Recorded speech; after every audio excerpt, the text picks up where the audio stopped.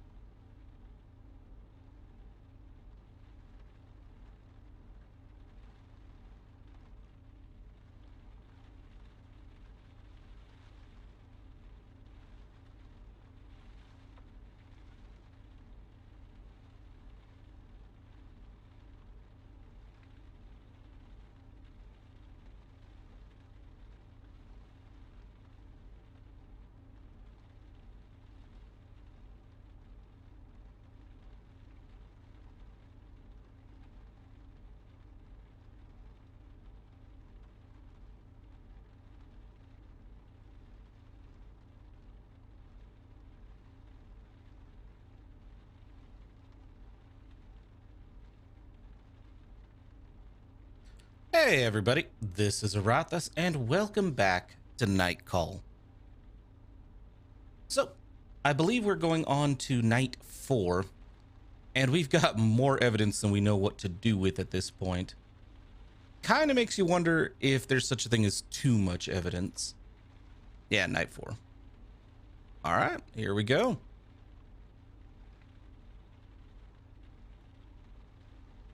Yeah, I don't think we have anywhere to explore. Yeah, no, all the locations are covered.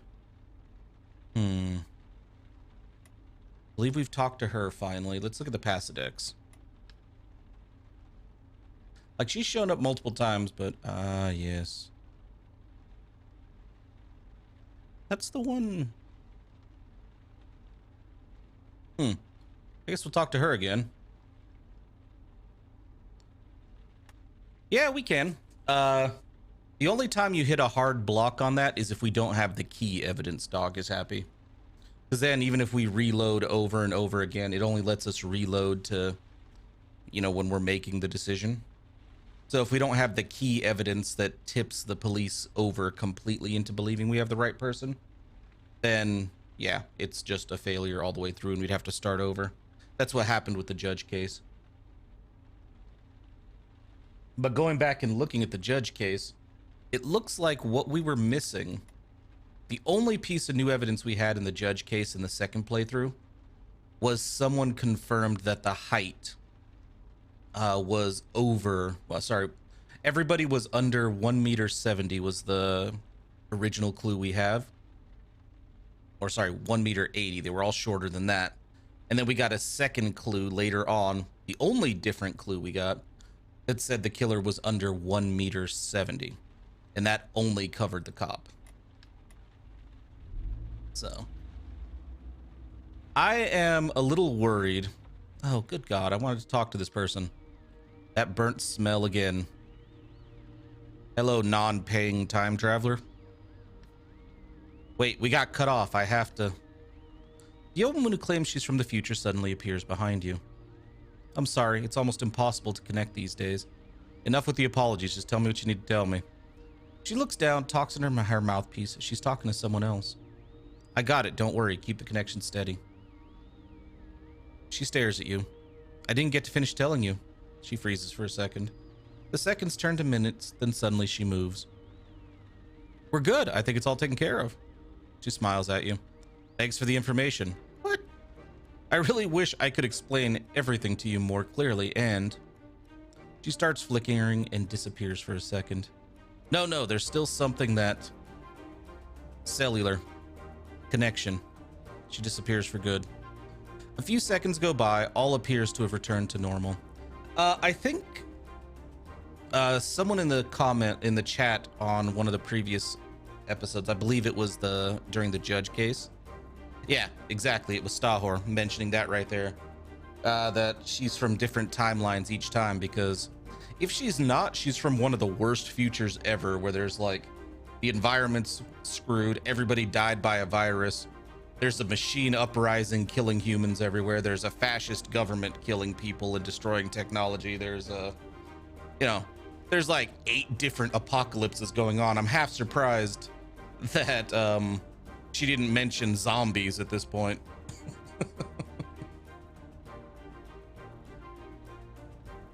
She's basically hit most of the major ones already.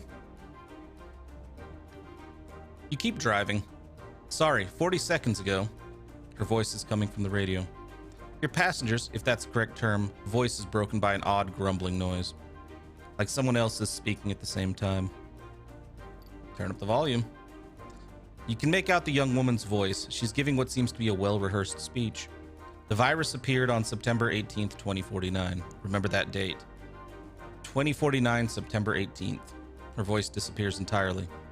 Instead, you hear what seems to be a liturgical chant in an Asian language on the same frequency.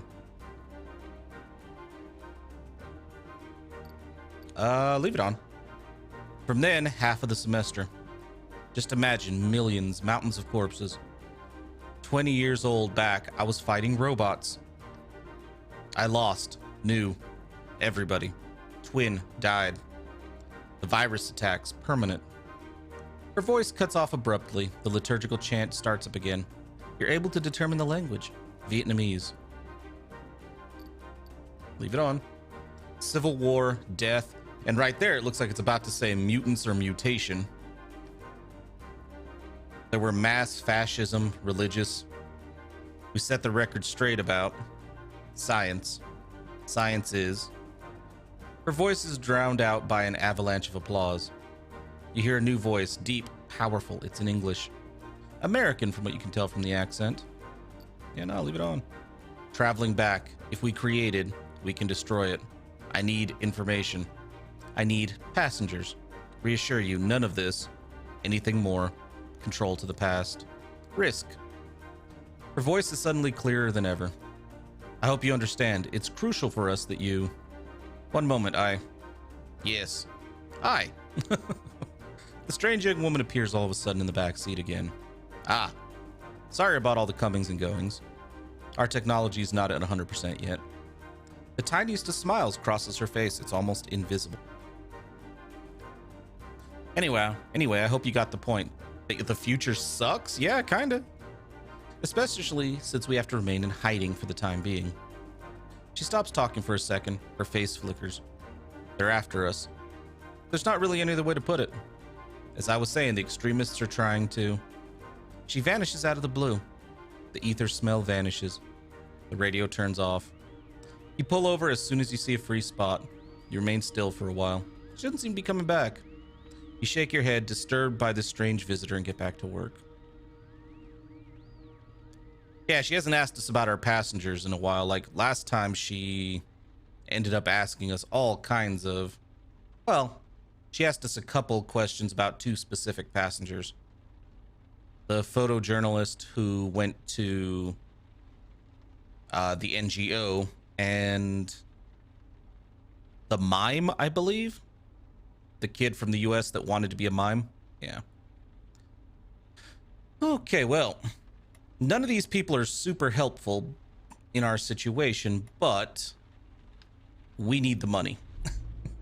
So, Yeah, we're draining our finances to the point that we're not going to make it through the 7 days if I don't like start focusing on the passengers for a little while. The two women getting in the back in the cab give you their address. They say nothing as you start the car. Faint scent of alcohol hangs in the air. They've been drinking. After a moment's silence, the younger of the two breaks it. So what do you think? Did we not talk to these two this playthrough yet? Like about the dumbass who has a vibe like a panther that they want for their little what's it called? Their little, they need a sperm donor. Yeah, I think we've already talked to them, so I guess these ones are just going to be on repeat. I hope we don't see her, hope we don't see this conversation every damn time. Well, as long as they pay me.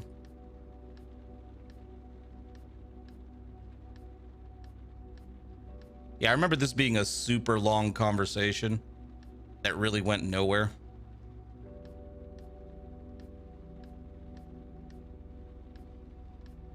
Come on. Normally I wouldn't skip this, but this particular scene we've seen like 10 times now.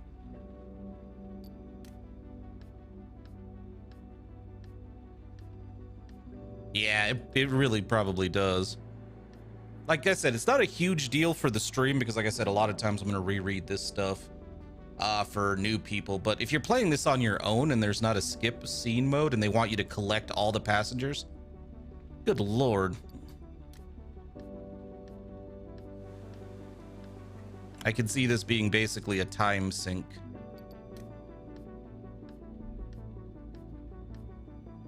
Yeah, you could say that. Passenger pays for the ride. Yeah. Give my money, get the fuck out.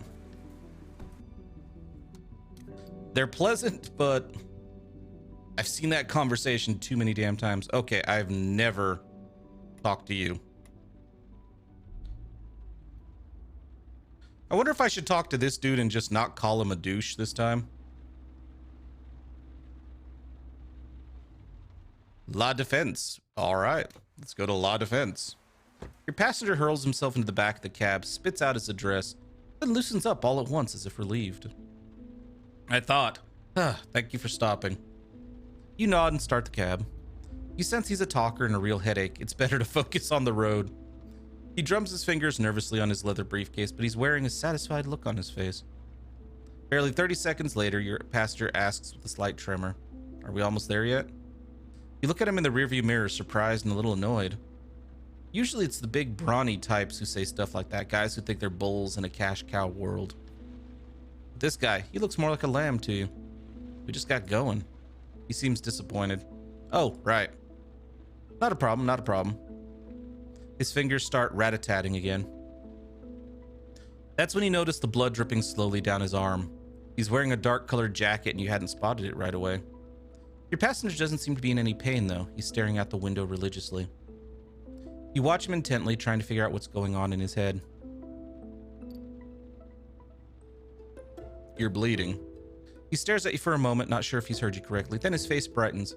Yes, I'm fine. He rewards you with a grateful smile. The building manager didn't know I was coming by, so he sicked the dogs on me. A faint smile flickers across his face, but he suddenly looks pale to you. Unfortunate business. I'd sent a message to his wife, of course, but she had broken her leg that morning. So she forgot to tell the husband. Well, she didn't exactly break it. The cab did, the one I'd ordered to go into the office. It ran over her. Because you see, wait, I'm getting it all wrong. I'd already gone in that morning, but I forgot the key to the safe. That is to say, well, it's pretty complicated, actually. Good God, dude. Sort your thoughts out. Gives a short laugh. I dropped the key and it got stuck in the gearbox of my car. He stops. Not my car, actually, but an old jalopy on loan from the garage. Oh, Jesus Christ.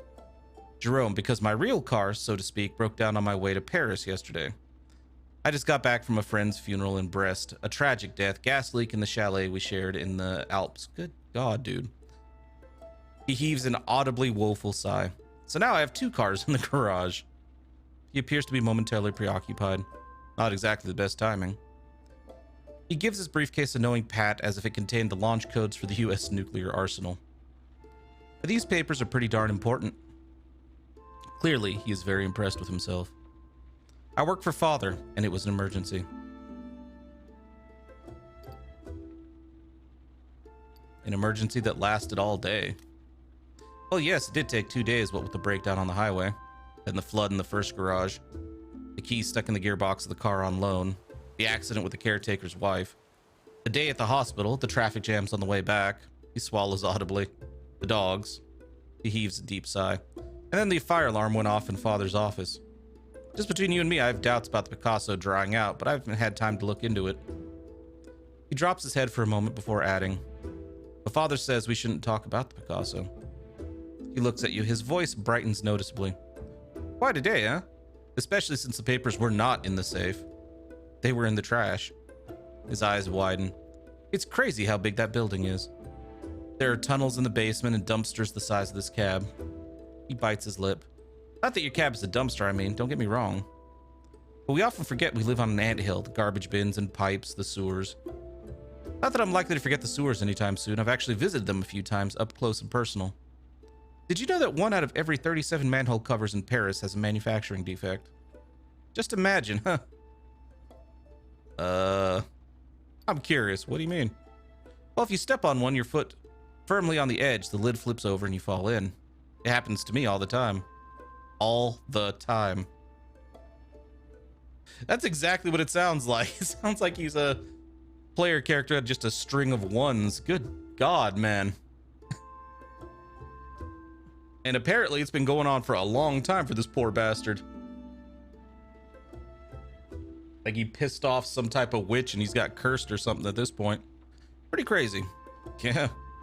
You are nearing your destination. Your passenger seems increasingly excited. You wouldn't happen to be unlucky. Your passenger's eyes open wide. Me? Unlucky? He nods his head. Funny you ask. People ask me that all the time. I don't think so. I've had a few accidents, of course, like everyone else in life, I guess. But unlucky? No, I don't believe in stuff like that. I think you have to concentrate to focus on your work, on your life. That we have to forge ahead, come what may. Even if your fiance leaves you for the priest the day of your wedding. Jesus Christ, man. He raises a warning finger. And before you ask, no, it's not bad luck. It's a beautiful love story. I'm happy for her. He pauses. And for him, of course, the priest. He manages a forced smile. You park in front of the address he had given you, a large Haussmannian building, clearly home to a host of lawyers and notaries. Well, I'm off. We still have a few hours to get Father's defense ready. Soon he'll be free. I know it. I can feel it. He pays the fare and exits the cab in a hurry. You watch your passenger approach the door, punch in the code, punch it in again, get impatient, then start walking away from the building. Should I? Yeah. You give a honk and the passenger walks over to the cab. It's funny, I can't get in. What street number did I give you? 112. Oh, right, it's 212, actually. It's still a ways away. Climb on in. Thank you. He climbs into the back seat. Sorry, I'm not very good with numbers. But what do you do for a living? I'm an accountant. Oh, my God. You start the cab and enjoy only a few seconds of silence. You've almost come to number 212. A firefighter decked out in protective gear motions you to stop. Your passenger leans forward. What's going on? That's the address. Out the window, you see an elegant apartment building in flames. A half-dozen emergency vehicles are blocking the street. Fire at 212. Your passenger's rummaging through his pockets in a tizzy. He goes pale. Damn. I have to go. Thank you for your help. He leaps out of the taxi and dashes over to the firefighters, his briefcase clutched tightly against his chest. You start the cab. Wow, that was an adventure. Let's see. Well, there's a priest. Would you happen to be the same priest?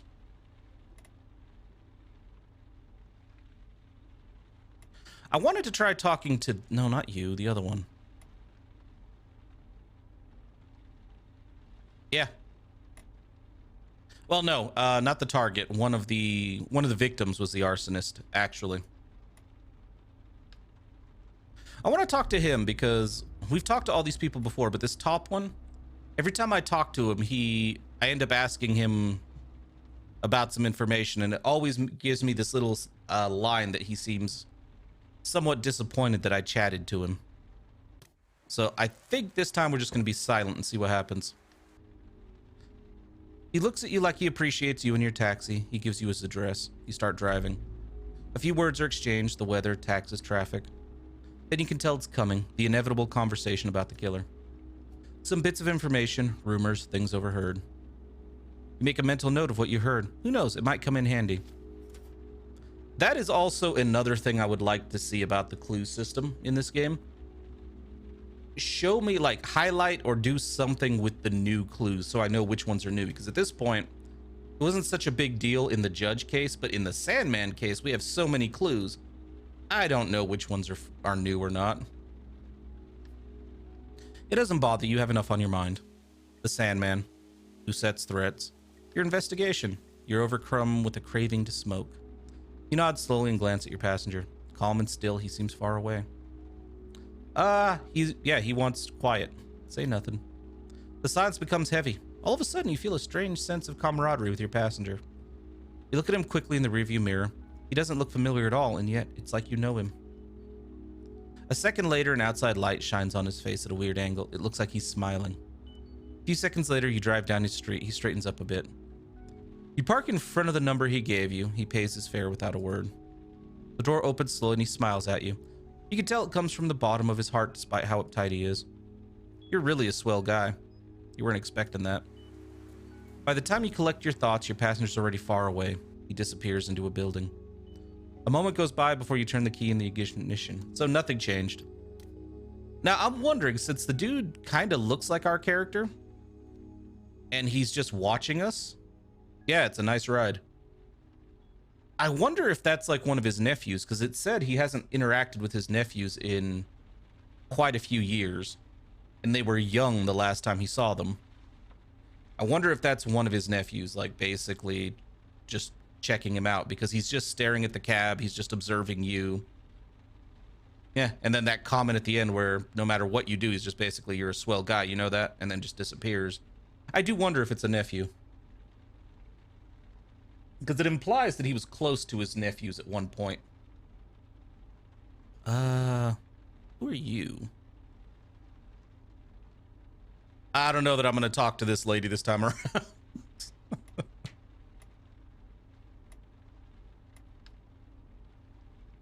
Okay. Actually, I don't know if I've talked to this one. I think I've tried, and I always get cut off on the way to... Yeah, I think I've tried to talk to her multiple times, and either the ghost or the time traveler has cut us off from talking to this lady.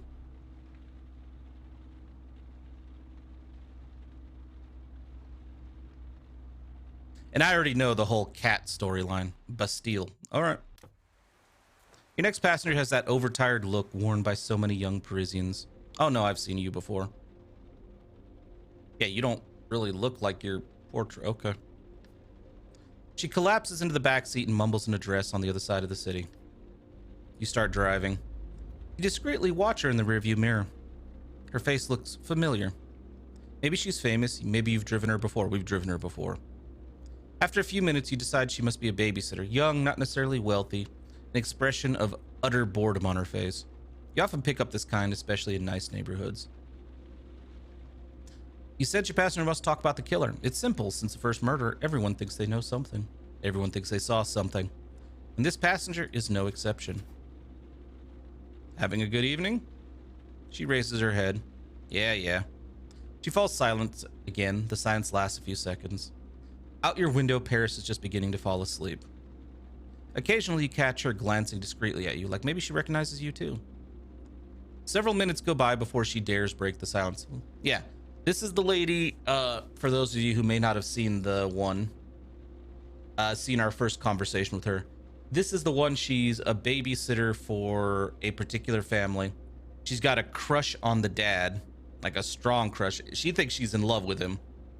And so she decided to leave a note in his pocket, despite the fact that the dad doesn't even really acknowledge that she exists, other than just saying hi occasionally. And she even says that you can tell that he absolutely loves his family. So it's like, then stop trying to break up the family. Although at the end of that ride, she does admit that she made a mistake and she shouldn't have done it. So several minutes go by before she dares break the silence. May I ask you something? She leans forward slightly. You and I have already talked. You may not remember, but I was babysitting for an Iranian family, and she leaves her sentence hanging. Of course, I do remember. She smiles, though her eyes tell you she's not entirely sure you're telling the truth. It's not all the same situation anyway. These are new clients. Oh, God. Their son is totally weird. Oh, okay. The word weird hangs suspended in the air for a few seconds. What do you mean weird? He makes me feel really uncomfortable. He's disturbing. It's like I'm babysitting a future serial killer. You stare at her. Serial killer? Yeah, yes. She freezes. Promise not to laugh? You nod. She starts to talk. This evening I was watching TV with the volume way down. Suddenly I hear something ring in the kitchen. I get off the couch and smell this super pungent stink of plastic. She wrinkles her nose like the stench had followed her all the way into the cab. I open the door. Smoke comes out. It's black, thick. And there in the microwave I find, she sighs, a toy, a cartoon action figure. It was all melted on a plate, but you could still make out its shape and color. The kid did it? Yeah. I mean, who else? She slowly nods. Who else? So I go look in his bedroom. He's right there, lying still, eyes closed. He's asleep. She freezes. Or at least pretending to be. But it had to be him. She's shaking. Her expression begins to reflect the fallout from her surprise, her fear.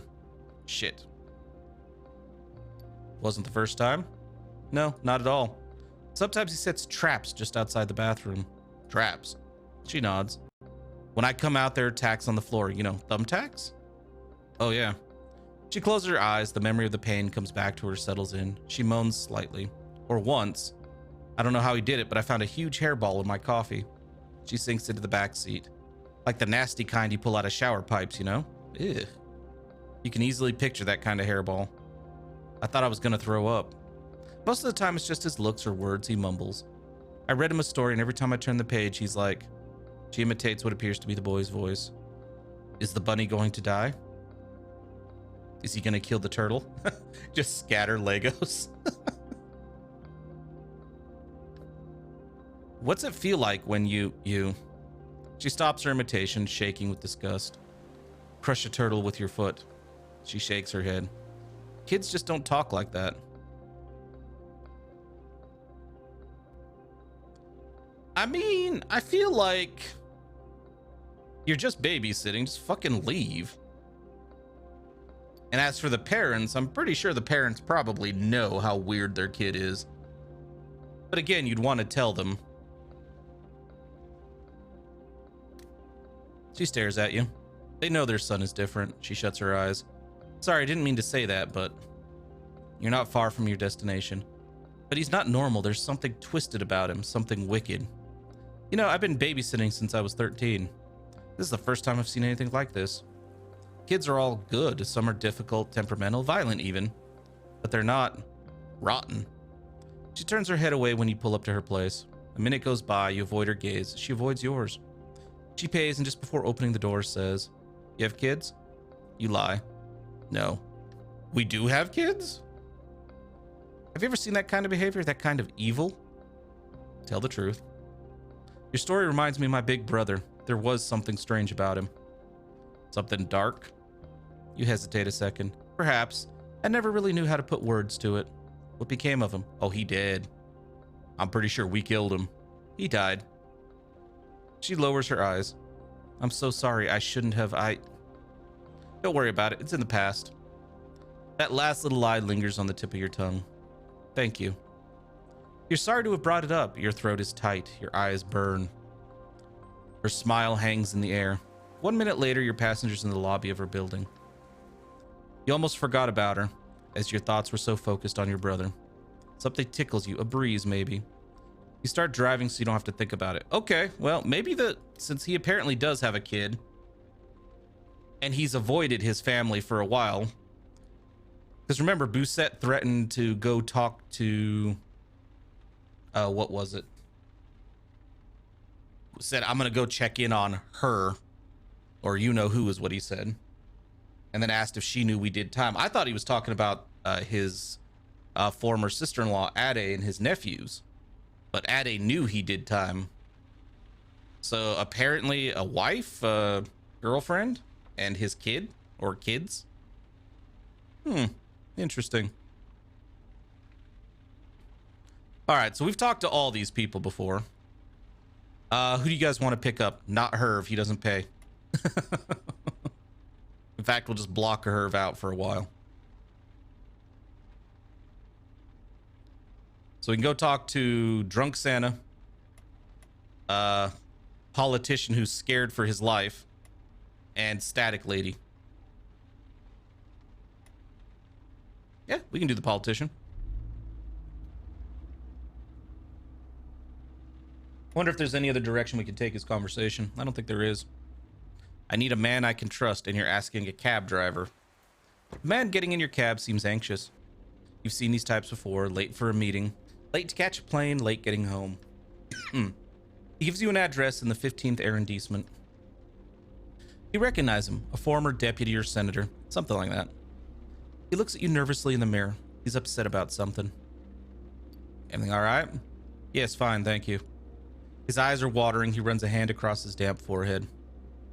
He's sweating a great deal for a winter night. He clears his throat. Excuse me, I was wondering. Yeah? Do people ever leave things in your taxi? All the time. All the time, that's good to know. He pauses and attempts to pull himself together. He looks cramped in his suit. And what do you do with things people forget? Do you keep them? You take them back to the central office and wait for someone to claim them. Oh shit, I mean, fine. Very good. How civil of you. Good job. He pauses again. Do you need something? Oh yes, no. How shall I say? I need to lose something, if you get my drift. And I need to lose it in your taxi. Why? Sorry, I owe you an explanation. I just got out of a meeting. It was awful. Sighing to himself, he adds, awful. I've always been loyal to the party, you know. I've always followed orders, gotten the job done. My mother was a card-carrying member, my father an elected official.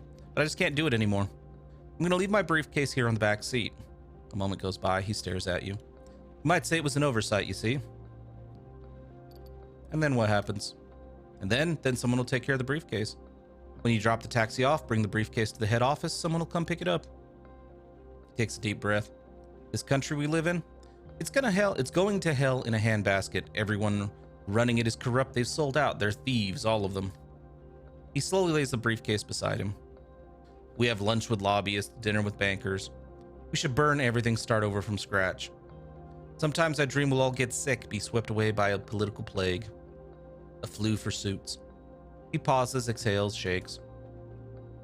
I can't bear to see them spend 600 euros on a meal when they just decided to close a hospital that suddenly became too costly to maintain. 6 months ago, we refused to vote for a law that would have prevented the building in Pantin from burning down. Do you remember? 6 months ago, we could have saved 75 people. He stumbles over the next words. The public housing minister.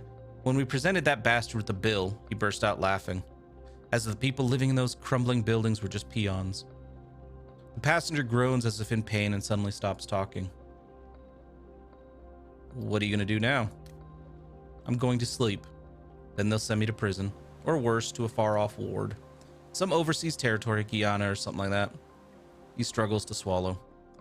That's what they do to traitors. And after that, we'll see. Tomorrow's another day, if you know what I mean. Silence. Stop the car, act as if everything is normal. You park along the sidewalk. You suddenly notice your client smells terrible. Sour, pungent BO, almost unbearable. He pays his fare and slips you an extra bill. Your compensation. He gets out and walks away quickly without turning back. You open the window to air out the cab. You know, I gotta say, for the sheer number of blank spots in our Passadex, we really don't see new people very often.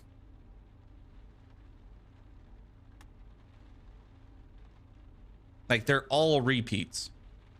For the most part. We occasionally see a new one, but it's rare for how many blanks we have. Okay, yeah, either one of these work. We're just trying to stack our, just trying to bank some cash right now.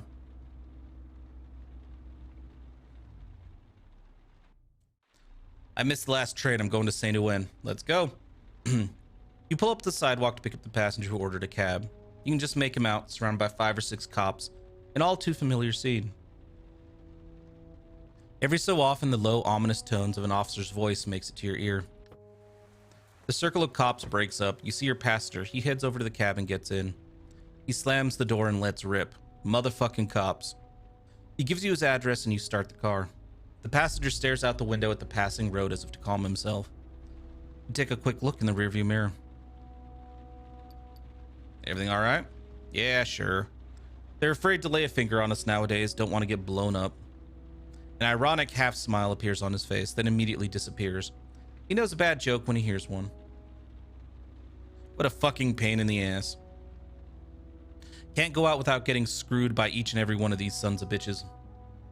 If you're not wearing a goddamn beret, if you happen to be wearing sweatpants, then yeah, right, you're a fucking hood. He smirks wryly, then raises his voice an octave. Your papers, please. He sighs, his voice back to normal. Yeah, sure, shove your aunt's cock up your friggin' ass, buddy.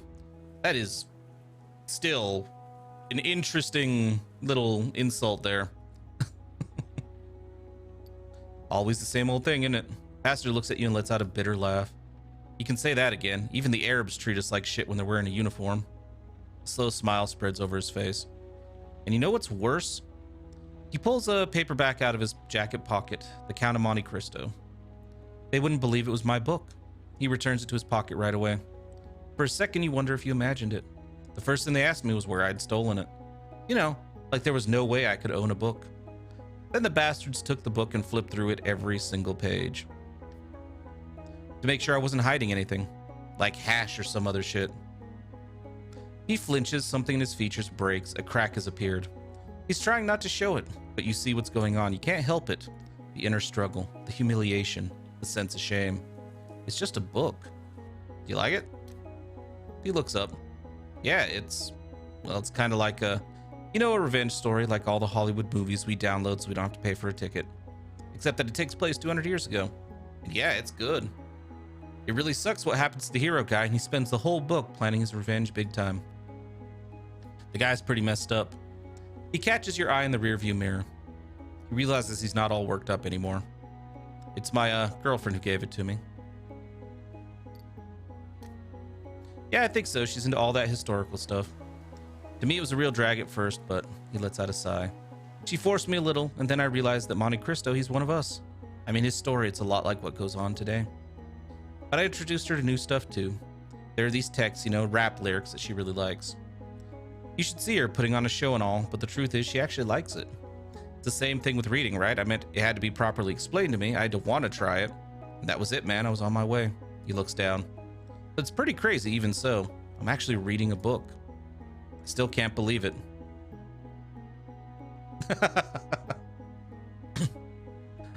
Honestly, with some of the crazy people we get in this cab, Helios, I wouldn't be surprised if it turned out that was his actual hair.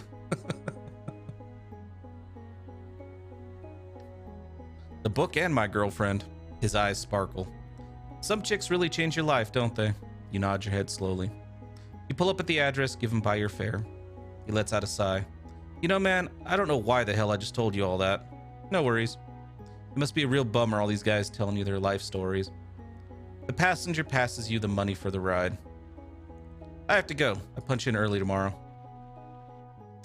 He pauses, eyeing the time on the radio's LCD display. Or later on, I should say. Well, to be fair, we could go talk to Santa. He's a bit drunk, so he might not remember it, but hey, it might be his son. A moment later on, he vanishes into the night.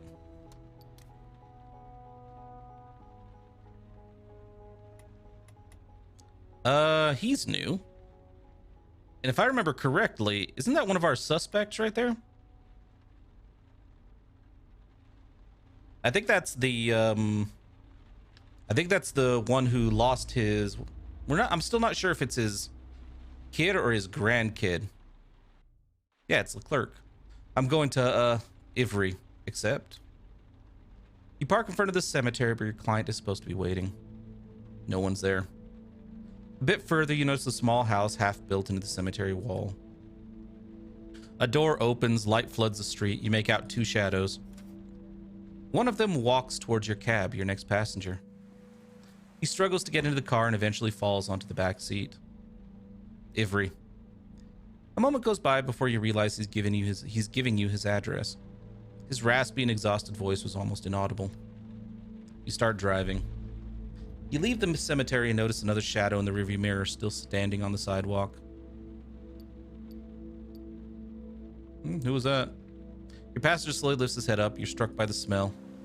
The stench of alcohol is so strong, you'd think your passenger had bathed himself in a river of whiskey. You know you're not going to be able to get rid of the smell easily. It's the cemetery watchman.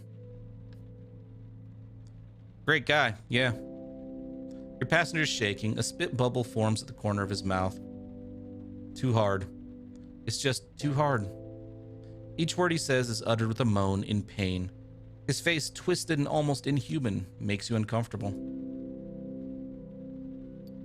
What's going on, man? He's my grandson. I miss him so much. Every minute, every second I'm away from him.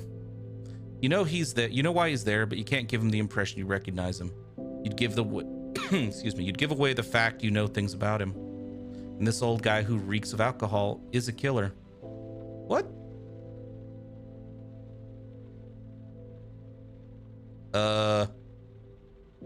Is that a typo or? I hope it's a typo and says, you know, should be, you know, could be the killer, not is a killer. What happened? You didn't read the papers, huh? The fire, 100-some dead, ring a bell? Yes, of course. My grandson was in the building. My little man, Daniel. A precious kid. Rosy cheeks to pinch, always asking questions, question after question. Asking questions about everything all the time. He once asked me if whales... He lowers his head, shaking all over. He's unable to speak.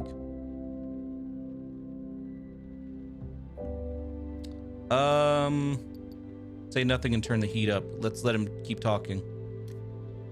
Hot air spews into the cab. After a few minutes driving, you can tell your passenger's calmed down. He's shaking less. The roads fly by, the avenues, the boulevards too. When you reach your destination, your passenger abruptly points to a window on the top floor of a dilapidated building. You pull up. Here, I live here. It's all I can afford. Until they're able to relocate her, my daughter is living in a hotel, out in the projects, a seedy place. He pauses and remains completely still. I can't seem to sleep at my place. All I can do is... A smile appears on his face. His voice becomes softer, almost sweet. I slip into the cemetery where Dan is buried. I climb the wall. I avoid the gravel walkways. I snuggle up to his tombstone. It's cold, but I don't give a shit. Don't give a shit. Silence. Your passenger remains immobile. Tonight, it was too cold out, so Hubert called you. And I'm gonna go upstairs. I'm gonna get in bed. And think about Dan. Think about those assholes, those sons of bitches, those shitbags. He stares at you. I want only one thing for them. Death. Eyes open, fear right down to their veins, their pants filling with... He hands you a bill and gets out of the taxi. You watch him staggering to his building for a minute. The main door is broken in. He doesn't even enter a code to open it. After he disappears, you sit for a moment to contemplate the deserted street. Yeah, it's pretty clear this time. Something about his story is off. You have trouble picturing a man his age climbing the wall of a cemetery. Good Lord, Helios, I hope not. You saw that wall. It was at least 2-3 meters, maybe more. You turn the key in the ignition and drive away.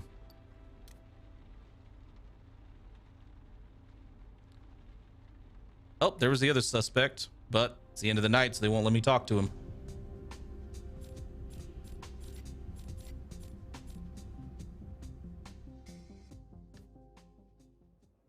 You take a few minutes to update your board with your clues.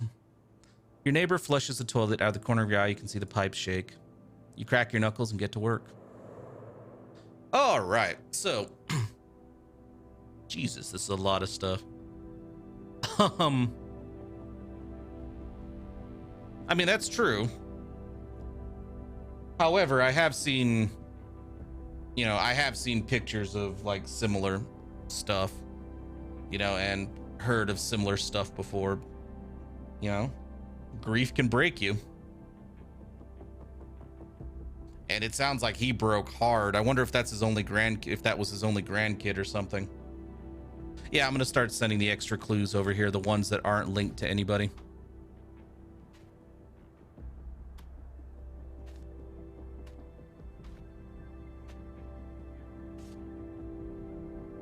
Even though technically pancuronium bromide should be linked to him.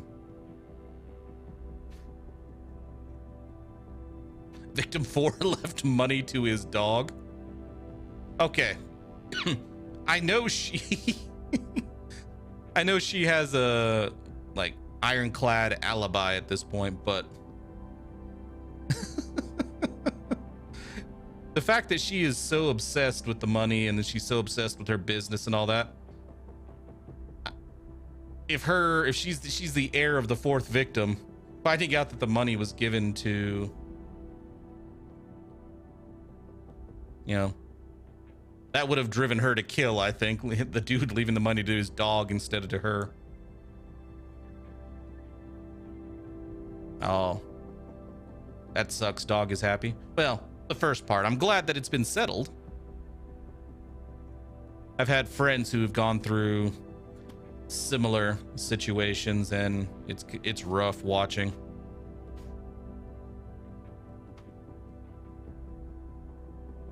They do, which is not so weird to them, you know. It's not so weird to them, but yeah, like anybody looking in, it's like, holy shit. Yeah.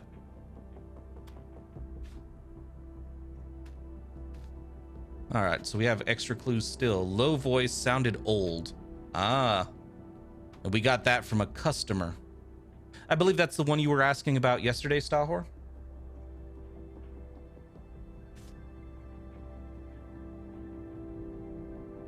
It sucks that it took that long, man. I am really shocked the pancuronium bromide is not...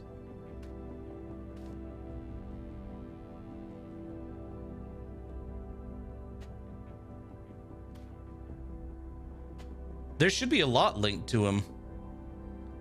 It's weird. Like, a lot of these, we get evidence that says, like, it should link to him, and it's like, no. Like, if you look at this, there are very few clues that are specific to him, right? But it even says here, muscle relaxant, excuse me. Like, it's messed up. Like, I really wish this game, like, at this point, I think we can safely discount most of them.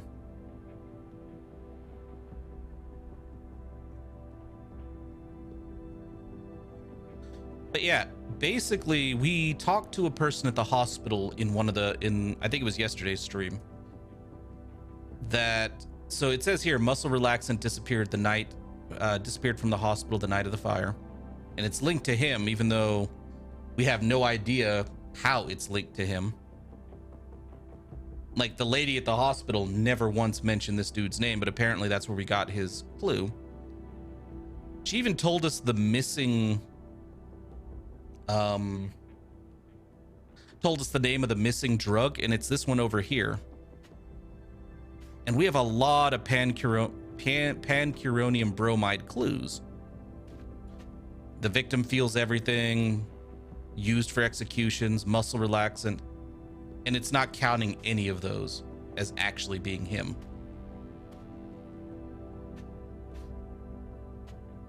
And then we have over here, tears found on the victim. This dude took it personally. Victim 2 was strangled post-mortem. He, again, sounds personal. Death by injection of muscle relaxant leading to asphyxia. Again, that one should be linked to him, right? It's not. And there's the tears again. Like, the money ones were pretty clear are, you know, irrelevant. And then all these, like, he tortured the killer first and all that. And now it understands, again, if we link him to this one, Victim 4 refused to give any money and actually fought for the building to be against the building being renovated, which would explain why when he killed him, he basically shoved dollar bills down his throat.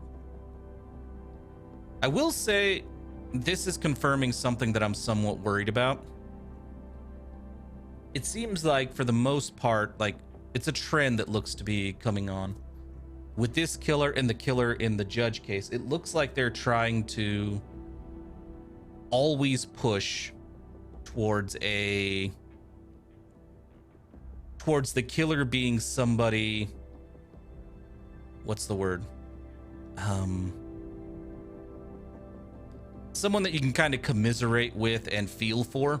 Like, oh, here's his sad backstory, you know, here's his situation, you know, rather than going with, you know, he seems like, it's like the last one. It's the obvious choice. We kind of skipped over, like in the Judge case, we skipped over the guy who turned out to be the killer because he seems to be the obvious choice. Yeah, somebody who's sympathetic. Thank you. That's the word I was looking for, Helios. And it seems like they're going that way, this way again, like the most obvious killer choice, and, you know, somebody who's sympathetic. It's like, okay, but if it weren't like, I don't know, it just bugs me that it seems like there's a pattern that they're always going to go that route.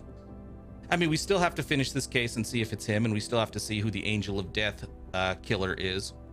So we don't know yet if that's the case, but it's starting to feel that way.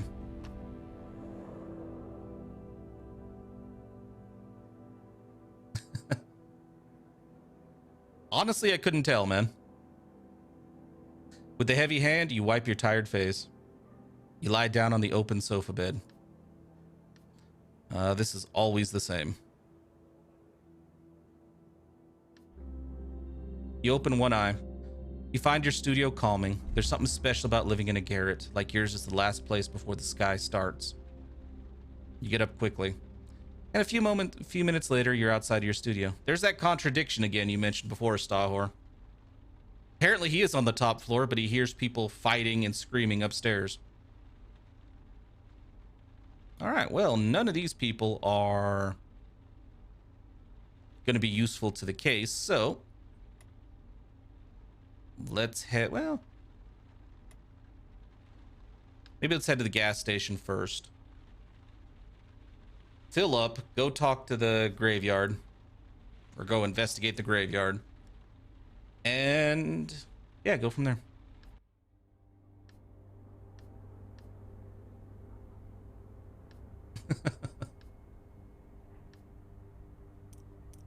It's hilarious. People actually have made that comment to him in the game already. Like, you know, are all cab drivers so philosophical? And yeah, he doesn't answer. He just smiles. All right, let's talk. You got another clue for me? Thank you. Got the newspaper. We can go.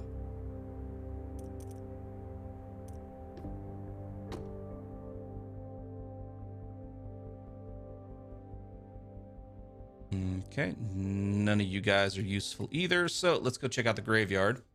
And then we'll spend the rest of the night until almost 4 a.m. picking up fares and reading the newspaper. It always gets juddery at the edge of that area. You pull up in front of the cemetery where you picked up Alexander Leclerc. He'd been speaking to a man at the time, the caretaker. Maybe he'll be able to help you. One of the windows in the small house next to the cemetery is lit up.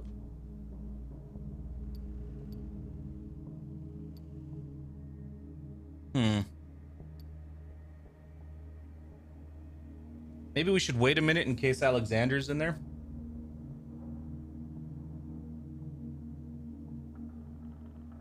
At least that's what I'm leaning towards, at least.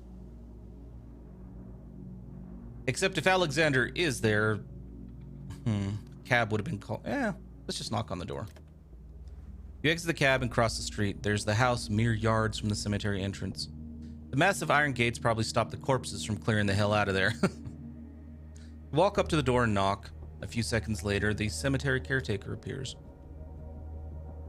You barely saw him the night you picked up your customer. The guy is well over 6 feet tall and must weigh in over 200 pounds easy. 200 pounds of muscle and the rest a thick, bushy mustache. Next to him, you're a real featherweight.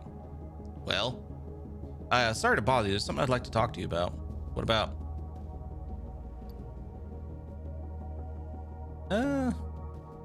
Alexander Leclerc. You decide to play it straight. Alexander. He steps aside and you catch a sight of a pair of slippers with dog heads, big sad eyes, furry muzzles, ears dragging over dirty floor tiles. Come inside. We'll be more comfortable. Go inside. You follow your host inside the house. The place with its furnishings and decorations from a bygone era seems to be stuck in a time warp. Until you catch sight of a collection of state-of-the-art knives on the wall opposite the door, that is. The caretaker motions for you to follow him into the kitchen, where you are greeted by a bowl of chicory coffee and a Formica table. Would you like something to drink? Chicory coffee is all I have. You've never really known what chicory coffee is. You politely decline. I'm fine, thanks. He sits down with a shrug, cuts a large slice of runny cheese, and deposits it on a slice of bread. You watch him dip the bread and cheese into the chicory, your appetite gone for good. Okay, pal, so what's up with Alexander? Do you know him well? Maybe. It all depends on what you want to talk about, pal. He takes up his bowl in an enormous hand, swishing its contents to get all the crumbs. He makes you feel comfortable. So do the knives hanging on the wall by the entrance. Just wanted to ask a few questions. Questions? What do you mean questions?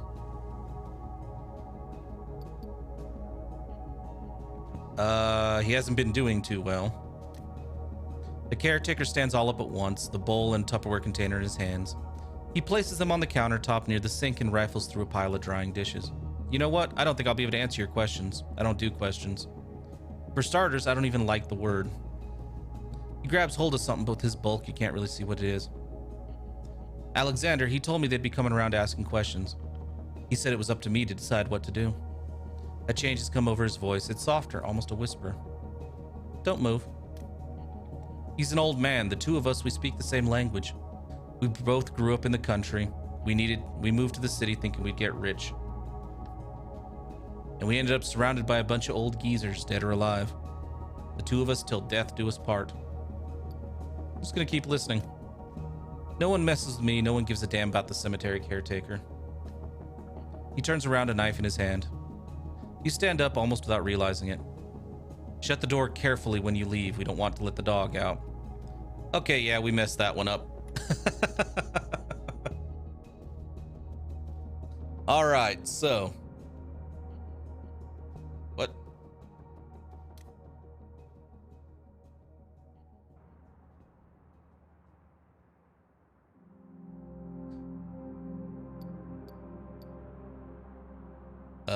Okay. I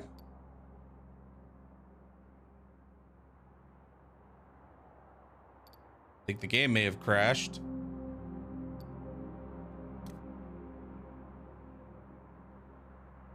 Okay, well, it looks like I have to reboot the game.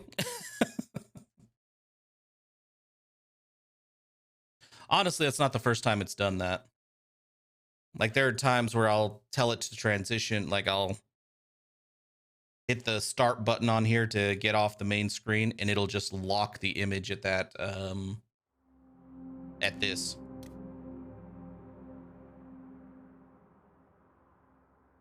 Yeah, let's see where it puts us. Either way, at this point, I'm almost certain, you know, Alexander's the dude. Yeah, that cemetery dude is shifty as hell. I wonder if there's... Okay, I wonder if there's any... Ah, it puts us right after the gas station. Good to know. Hey, that dude's back. Kind of want to talk to him, but let's go do this.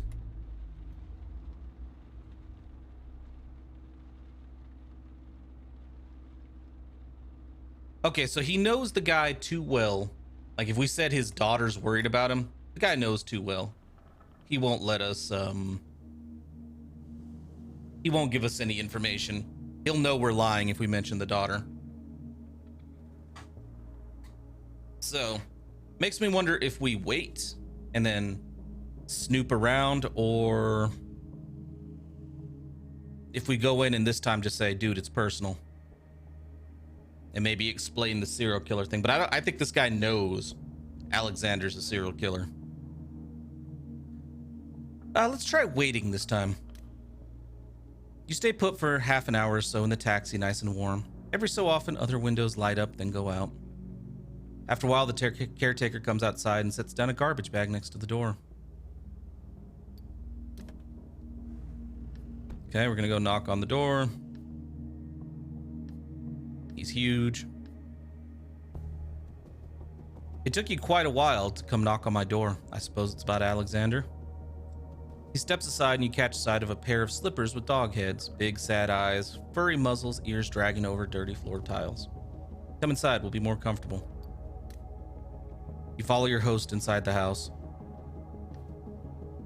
Yep, knives. Do you mind if I finish my breakfast? No, not at all. There are breadcrumbs on the table and a Tupperware from the 1960s with more ripe, runny cheese inside. Okay, pal, so what's up with Alexander? So this one says depends. I'm giving his daughter a little help. I'm pretty sure he'll know we're lying. Just want to ask a few questions.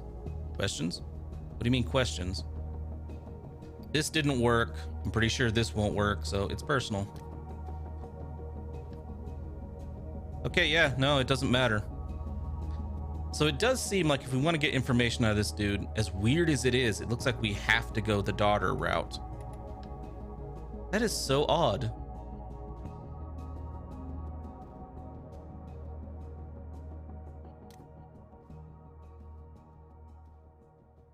Watch it crash again. It might. It did. What the f... This is the game's punishment for save scumming, apparently. All right, well, now we know. I'm still going to go there. This time, I guess we're just going to go straight up to the door and be like, hey, dude's daughter sent me. Oh, yeah. Except it doesn't register that a clue pops up. But I think, yeah, but I think you're right. That the Sandman might be two people? Could be.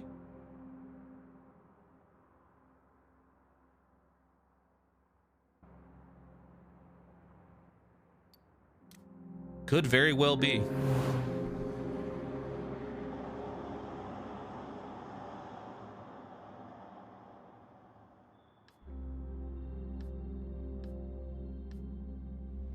All right. So I'm going to do this and we're going to try the daughter route. If it works, great. If it doesn't, well, we'll just continue onward. Hey, it's the cosplay kid. We haven't talked to him in a while. Yeah, let's knock this out. Something tickles your nose, a burnt smell. That burnt smell again. The radio starts to break up. Wait, we got cut off. I have to. The young woman who claims she's from the future suddenly appears behind you. I'm sorry, it's almost impossible to connect these days. She looks down, talks in her mouthpiece. She's talking to someone else. I got it. Don't worry. Keep the connection steady. She stares at you. I didn't get to finish telling you. She freezes. Where I come from, everything is in ruins. A virus has contaminated the majority of the population. Does the name Hyoga mean anything to you? You stare at her. Answer, we don't have much time. The name doesn't ring a bell, or maybe it does, just vaguely. A cartoon, maybe? A manga? Is it one of my passengers? It is. We just haven't picked him up yet. Hyoga's the dude who can't speak English, and the only word we're able to get into each other is Yakuza. You can see the irritation on her face. Yes. Doesn't ring a bell. Not in the slightest. She looks at you briefly. Suddenly, all the hope seems to have drained from her body. Shit. I got here too early. She rolls her eyes. I don't have much time left, but she rolls her eyes. Hyoga's the leader of an extremely violent movement. Fascists. Fascists in suits with tons of money and control of social media. In 2037, he decides to cleanse Europe, literally and figuratively. Her voice suddenly sounds far away. It crackles. Melanin, evolution. We must. President of Iran, hero. She vanishes at once, leaving behind a pungent, burnt smell. Your radio suddenly starts playing a strange song. It sounds like jazz or something North African played on metal instruments. A second later, it's all over. The smell is gone. The music has stopped. All that's left is you and your monumental headache. Actually, I don't know if Hyoga is the dude that basically yells Yakuza. Well, you guys yell Yakuza at each other at the airport. I don't remember his name, actually, because it's not much of a conversation. I wonder if he's in there. Because I remember updating the game and my Pasidex getting wiped out. And having to, you know, rebuild it. He's not on here, yeah. I guess I haven't talked to him since the update. That sucks. That's why Santa's not on there yet either. I haven't talked to Drunk Santa since. Yeah, go knock on the damn door. He knows we're here.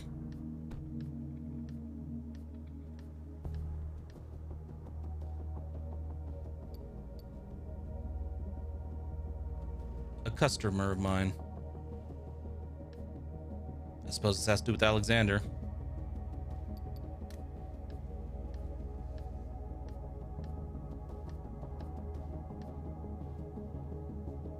I'm giving his daughter a little help. His daughter? That's right, she's been worried about him since the fire. The caretaker lowers his gaze. He'd been staring you straight in the eye since the start of the interview.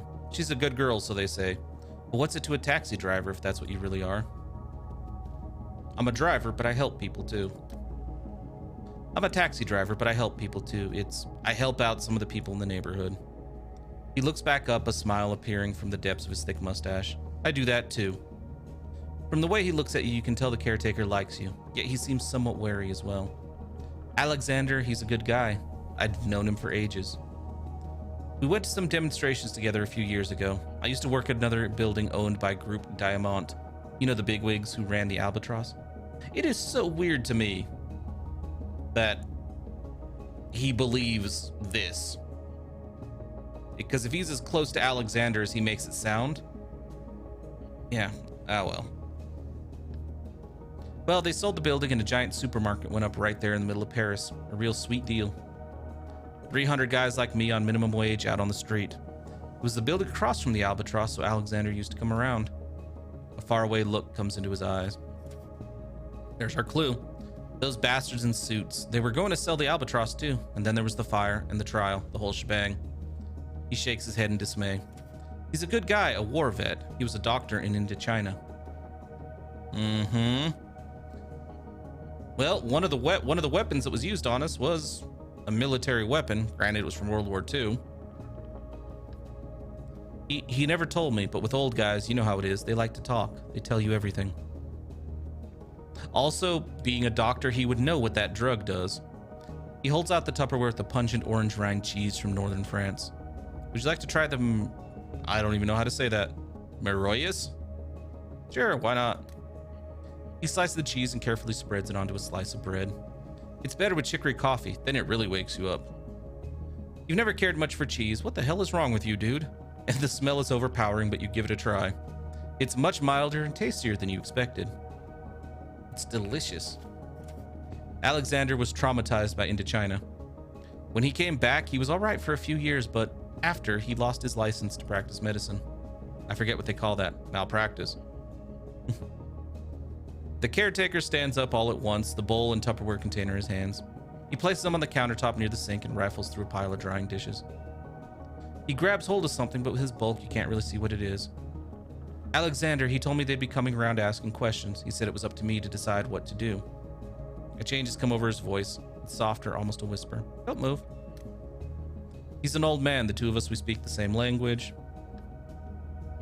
Till death do us part. No one messes with me. No one gives a damn about the cemetery caretaker. Yeah. A knife in his hand. You stand up, almost not realizing it. Shut the door carefully when you leave. You don't want to let the dog out. Your heart is racing. A dog? You didn't notice any dogs. You hate dogs. Again, dude, what the hell is wrong with you? You hate dogs and cheese? His voice rings out one last time from the kitchen. I hoped you liked the Meroyas. A few steps more and almost as many breaths, and you're out the door and back in your cab. Shit, shit, shit. You turn the key in the ignition and hit the gas pedal. You start the cab and pull out, leaving the cemetery behind. The entrance gates disappear from the rearview mirror and your shaking stops. Right about now is when you call Busette. Just saying. Oh. Well, that is who I was going to pick up given the choice now that I see everybody here. I want to see what else he has to say.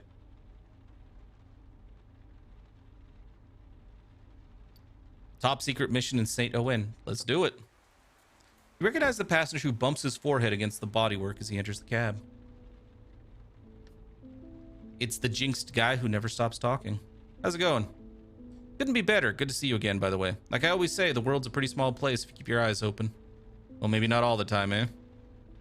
I've had trichiasis before, and believe me, it's anything but pleasant. Trichia, yeah, I don't know what that is. It's this pretty painful condition when your eyelashes grow inward toward your eye. You can't imagine. The pus, the cornea dries out because of the pain, and the swollen eyelids. He shrugs as if it were nothing. The doctors couldn't believe their eyes. Oh my God. He laughs. Laugh along too. Your passenger feels compelled to go on with his story. At this point, I just want to know how miserable this dude's life is. He takes on a voice with a thick Marseille accent. A trichiasis at your age? That's unheard of. Apparently, it's unusual for teenagers. Let's just say going into 8th grade wasn't easy, especially since I was entering a new middle school that year. Imagine arriving at a new school. Oh, the proverbial wickedness of kids. They sure were mean to me. Nod. And they had somehow found out, I have no idea how, that I'd been expelled from my previous school for stealing. When in fact, had just switched my leather satchel with the one belonging to my earth and life sciences teacher. Of course I didn't steal the tests, I'm not a thief. Though I did have an eye for fashion even back then. It was a beautiful leather bag, crocodile, a gift from mother. Actually, the funny thing is, the teacher died a few months later. He pauses. Well, it isn't funny, it's an odd coincidence, just a coincidence. He stops again, his eyes are burning from all the talking. A ruptured aneurysm. He stops for a third time, this time to catch his breath. Where are you heading? Your passenger reacts to your question like a starving man gobbling up a piece of bread. Of course, what was I thinking? He's recovering his former assurance. Did you know that Paris's Russian community lives in St. Ouen? Well, I didn't. You learn more every day. He gives you an address near St. Ouen. Sure it's the right number this time? You're referring to the fire, right? Pretty impressive. A nervous laugh escapes him. I'm just no good with numbers, period. No accountant is perfect. They damn well need to be. You start the cab. Anyhow, I said Russians, but I think they're Ukrainians, actually. Or maybe Poles? I can never remember. His voice becomes noticeably quieter, as if he were talking to himself. I've only been there once. To Russia? No, to St. Ouen. Your passenger seems surprised you asked. In any case, the Slavs are the best in the business when it comes to hard drives and decoding. His English hurts your ears. We're having a little computer trouble, and Father wants me to recover what are obviously some extremely sensitive files. Your dad is corrupt as fuck. Let me just tell you that right now. He attempts a wink. You can't help thinking about the disease he mentioned earlier. So I reached out to some of my contacts, and here I am on my way to hackering paradise.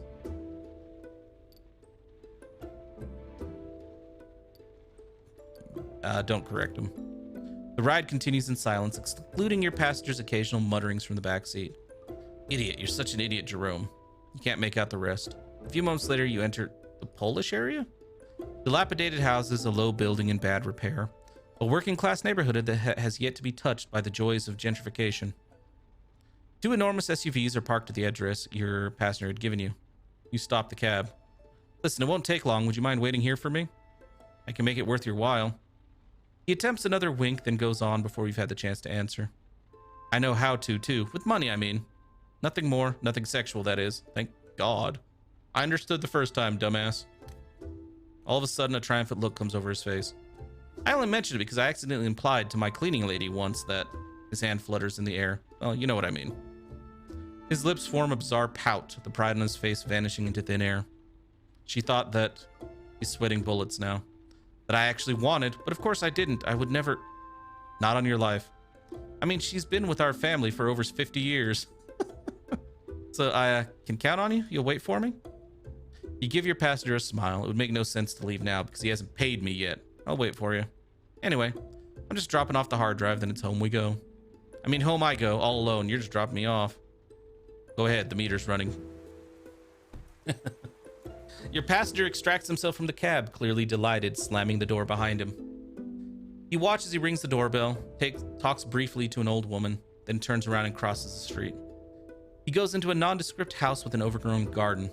The leaves in the gutter are black. They've been there a long time. Just chill, do nothing.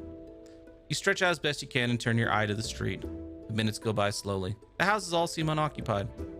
The streetlights are either off or broken. The two SUVs parked there were licensed in Chechnya. You've never seen a Chechen license plate before. Suddenly a scream pierces the night. Your passenger is making a dash for the taxi. He opens the door and hurls himself into the back seat. That's kind of what I expected to happen. Start the car. You peel out, wheels screeching. Wow. You keep your eye on the rearview mirror, but nobody seems to be chasing you. Your passenger's giving you a round of applause. Good show, just like Ayrton Senna. He raised a hand as if chased that thought away. Or Gilles Villeneuve, or however you pronounce that. I actually don't know. He gives his head a shake, obviously spooked. Or Ronnie Peterson. Anyway, why the heck am I talking about Formula One drivers? Pretty crazy, huh? Everything okay? What the? Okay, well, that's an error. Everything all right? Your passenger leans in towards you. What do you mean? I don't know. It looked like you were being chased. Chased? No, not at all. Moment's hesitation. It's just, you see, when I was leaving, I thought I heard like the sound of, he's reluctant to say it. Gunfire? Huh? No, not at all. I heard the sound of a who. Last word is garbled. Sound of what? It sounded like a hooting owl. Oh, is it, Stahor? An owl. Yep, and I panicked. I have an irrational fear of birds. Can you imagine? They don't even have arms. He's reduced you to silence with this one. That's why I beheaded Bruno. Your eyes fly open. Beheaded?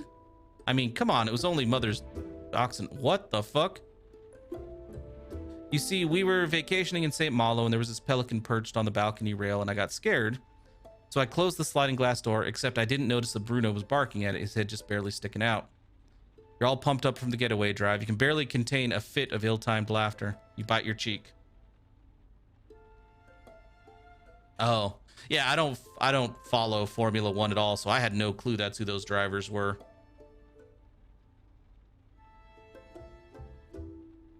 The vet said he died instantly, and that it was much more common than we thought. Very much more common. I think Mother's still mad at me. It was the third dog she'd lost that year. He raised a warning finger at you. No, they weren't all my fault. Are you sure? But I do have to say, Dachshunds are a lot less resilient or resistant than they seem. So she only gets big dogs now. Bouviers, Newfoundlands.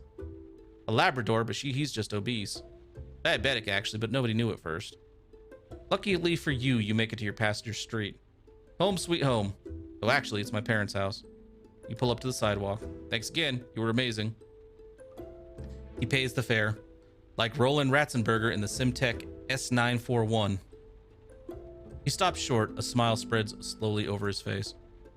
I don't know why I know all this stuff about Formula One. Pretty weird. The stuff that goes on inside my brain. He opens the door, half stumbling as he climbs out, then disappears. You notice a newspaper on the back seat. Your last passenger must have left it behind, or the one before. You grab it and put it away. Could come in handy. You start the cab. Yeah, I don't know that I'm picking that dude up again. No, he does not appear to ever shut up. We have 2 newspapers. That's the first time I've ever seen that. Who are you again? He does tip, though. I've seen her before.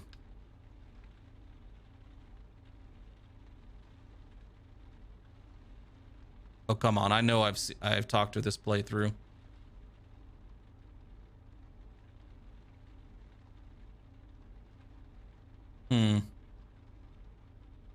She helped with the investigation.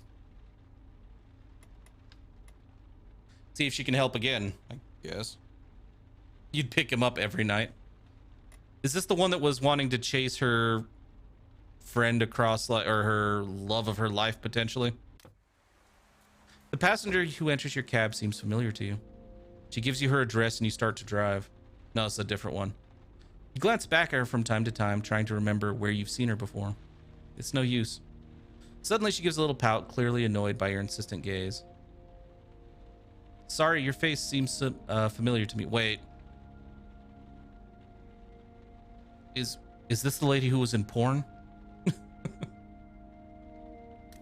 Yeah. She breathes an audible sigh. Could be. She pauses deliberately. I'm in porn. Yep, it's her. That's who she is, an actress. A former actress. You'd seen her in a couple of movies a few years ago. It's probably why you recognize my face. Your mouth suddenly goes dry. Her eyes and voice show no sign of emotion whatsoever. She might as well have said she were a teacher or a dentist. Oh. Not just an actress? That's right, I'm not. I hardly do any acting these days. Now I'm a director and a producer. I started my own production company, and we make porn. She loves talking about it. You can see it in her face. Gender-positive porn. Committed, respectful. Some call it feminist, but I'm not sure that's how I describe it. Her voice is calm. A gleam of passion lights up her eyes. We shoot with pros. We are respectful of our bodies and personalities. Our actresses and actors are paid well. They receive residual earnings. It's brand new at first. It's fresh and it works. Zero tolerance when it comes to those dubious types, to wandering hands, to any assaults on the well-being of our actors and actresses. Respect, diversity, creativity. She lets out a sigh. I spend a lot of money defending our profession, going after sites illegally broadcasting our videos, making sure pirates are punished. You nod yes, authors like him get a lot of radio time. Didn't mean to skip that last one. Well, if parts of the book are made available on the internet, if the final chapter is released where the hero discovers the killer's identity, well, the book stops selling. And since he's a big name author, he has the right to go after the offenders. But what about an actress enjoying sandwich sex with two gorgeous Taiwanese lifeguards? Doesn't that count too? She gives a mischievous laugh. Of course it does. She leans forward. But by the way, do you like that kind of porn? I'm just asking because I'm curious about what people like to watch. It's not really my thing. It's okay to talk about it, you know. Yeah, tell the truth. It's true, I hardly watch any. Hardly any. Yeah. You blush slightly. Come on, there's nothing to be ashamed of. Do you prefer younger women, older women? All right, fine. Do you watch movies? Do you read magazines? Yeah, magazines, but don't you? You know it's not the Middle Ages anymore. She smiles. I like the pictures. There's no awful screenplay, no blah, blah, blah, only images. There you have it. She's observing you as you talk. Thanks. I haven't looked into that side of the business, but it might be worth it. She gives you a smile. Thanks anyway, and sorry for all the personal questions. You can't help reading in her eyes a touch of satisfaction, as if she'd enjoyed asking you all those questions. Before long, you arrive at the address your passenger had given you. You have trouble parking, none of the streetlights are working. There's nothing stranger than an unlit Parisian street in the middle of the night. Your client gives a slight cough behind you. You wouldn't mind staying here until I'm in the building. They're doing work, the lights aren't working.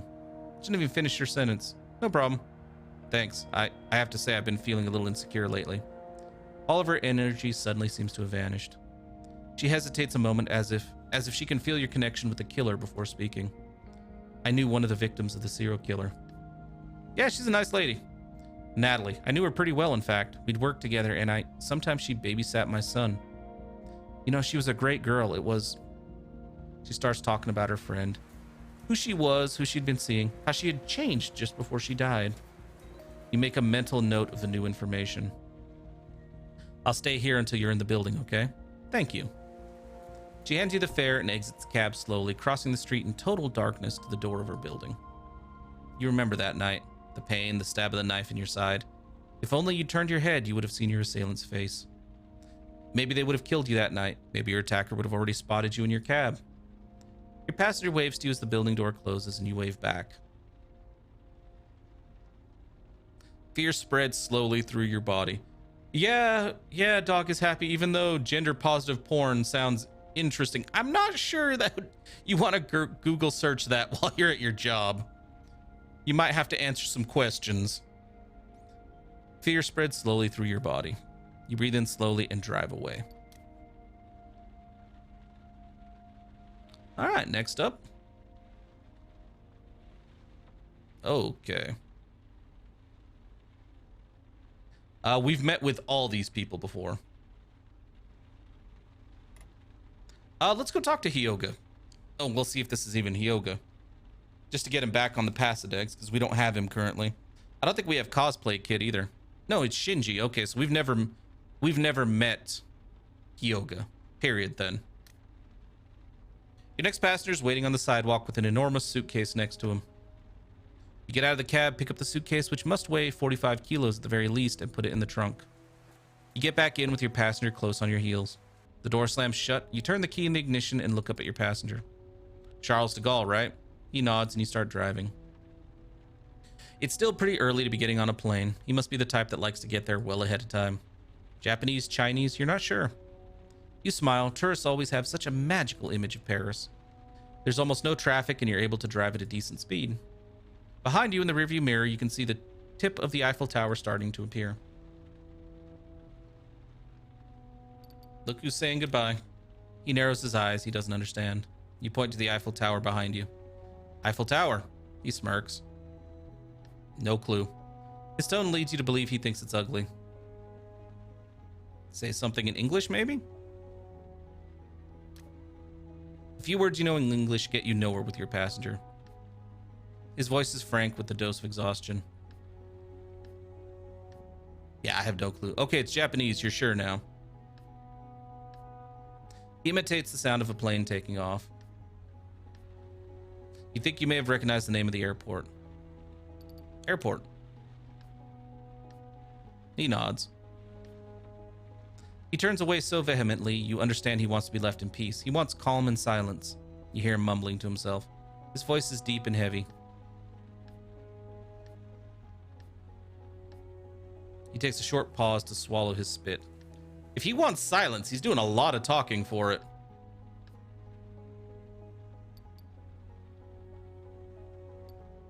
Say nothing. Let him keep going. The tone of his voice makes you think he's making a list of all the things he hated.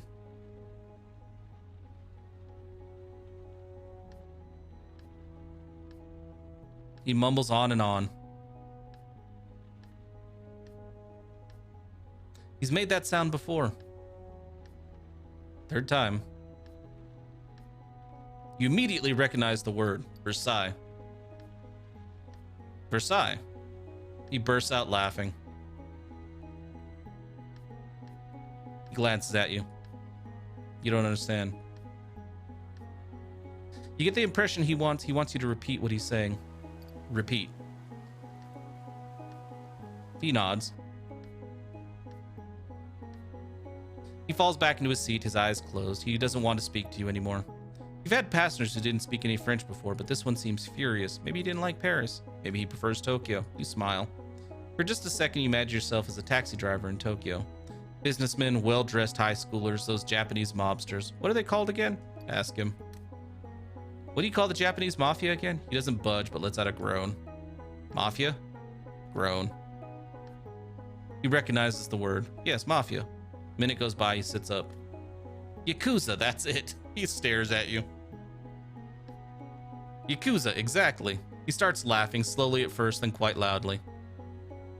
Yeah, I really wish I knew what any of this meant. He shuts his eyes again. You keep driving. You think about the movie you saw during your hospital stay. A black American soldier on the run who starts hanging out with some sort of bum who was a huge jazz fan. It was a singular movie, incredible. It made a real impression on you. The title was, no, you can't remember the title, and how could you possibly describe it to your passenger? Impossible. What a shame you can't speak his language. I know the language barrier is the whole point of this particular interaction, but I'm still very curious what he's saying. What a shame not to understand him, not to be able to talk to him about it. You sigh. Maybe later you'll have time to learn Japanese. It's probably hard, not the same alphabet, not the same letters, but then again, your parents could read in Arabic and write in French. So you could too. Yes, later, you'll have time. And then here you are at the airport. A heap of ramps and tunnels brings you to the drop-off zone. You pull to a stop and your client wakes up. He notices the airport, a few taxis, your own fatigue. He starts talking peacefully in a soft voice.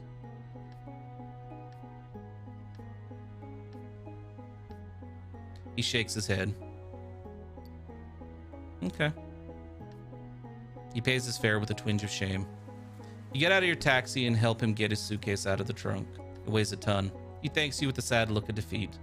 He grabs onto your sleeve as you try to get back in your car. You nod very slowly. No, thank you. He looks you over slowly from head to toe. When he starts speaking again, his voice is monotone and completely void of emotion. Something inside you resonates, like you understand what he just said. He lost someone, his wife maybe. He looks upset. He shakes his head. He should have come with someone.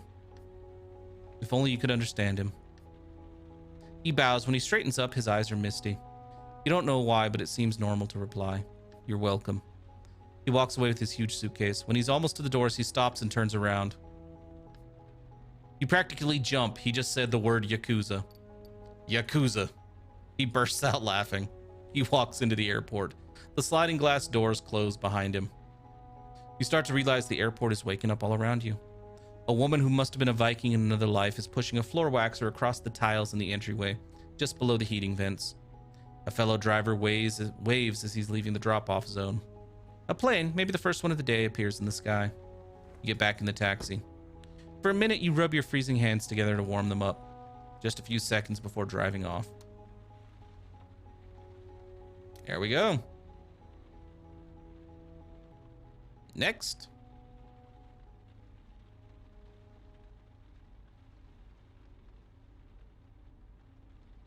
Now, we have talked to her multiple times. Haven't we? The earbuds. Or we've tried, at least.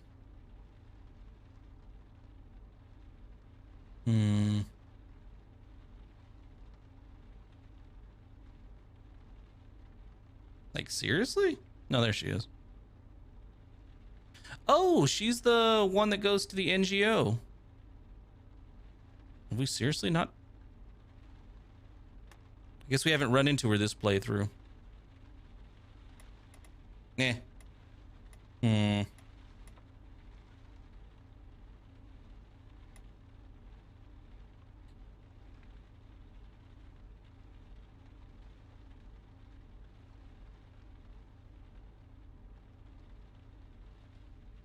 Can we talk to her and let the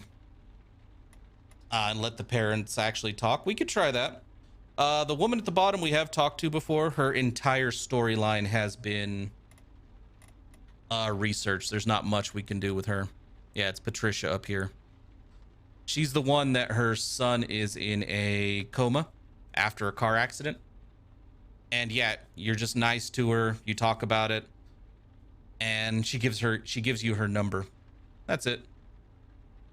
Although it makes me wonder if we get her number, if that's somebody we can call. Because if you guys remember at the end of the first episode, or the end of the first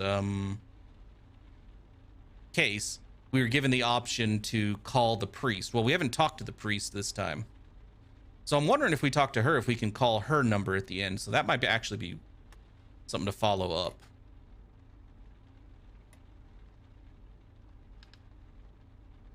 So, yeah, because there's the priest. Pretty sure none of these people are going to be useful. I don't remember him either. All right, let's look for the dopey looking dude.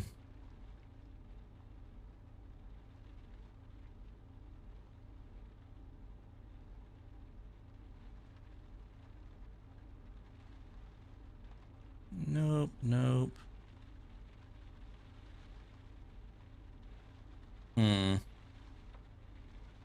We have never talked to him. But now that I've seen Patricia, I do want to talk to her. Just because I'd like to see if that affects the ending at all.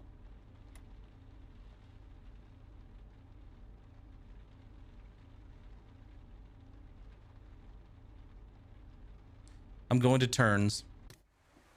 A beautiful woman climbs into your cab. There's something sensual and comforting about her. No, I just missed it, but don't worry, I'm taking a cab. Anyhow, I just want you to know. For a minute, you think she's talking to herself, but she leans over and whispers her address to you. I think he really enjoyed it today. Considering the story, that's actually hilarious. As you start the cab, you notice a hands-free headset practically hidden by her thick head of hair. I'll massage his feet tomorrow and I'll let you do the rest. A small laugh escapes her. Or the other way around, sure. And Cruz, it's normal to feel a little awkward at first, or uncomfortable. I mean, not knowing what to do. But you'll see, a couple more days and you get the hang of it. Anyhow, you should get to bed now. You need to keep up your strength. She stopped talking. Her phone call is over. She catches your eye in the rearview mirror and bursts out laughing. You look shocked. Not at all. Your passenger crosses her legs and gives you a playful pout. I don't believe you. You're letting your imagination run wild. What exactly were you imagining? That I'm on my way home from a threesome or something? There's a mischievous gleam in her eye. Could be. She lowers her gaze and turns her head serious all of a sudden. But I'm not. The truth isn't that rosy. Actually, I was at my son's house.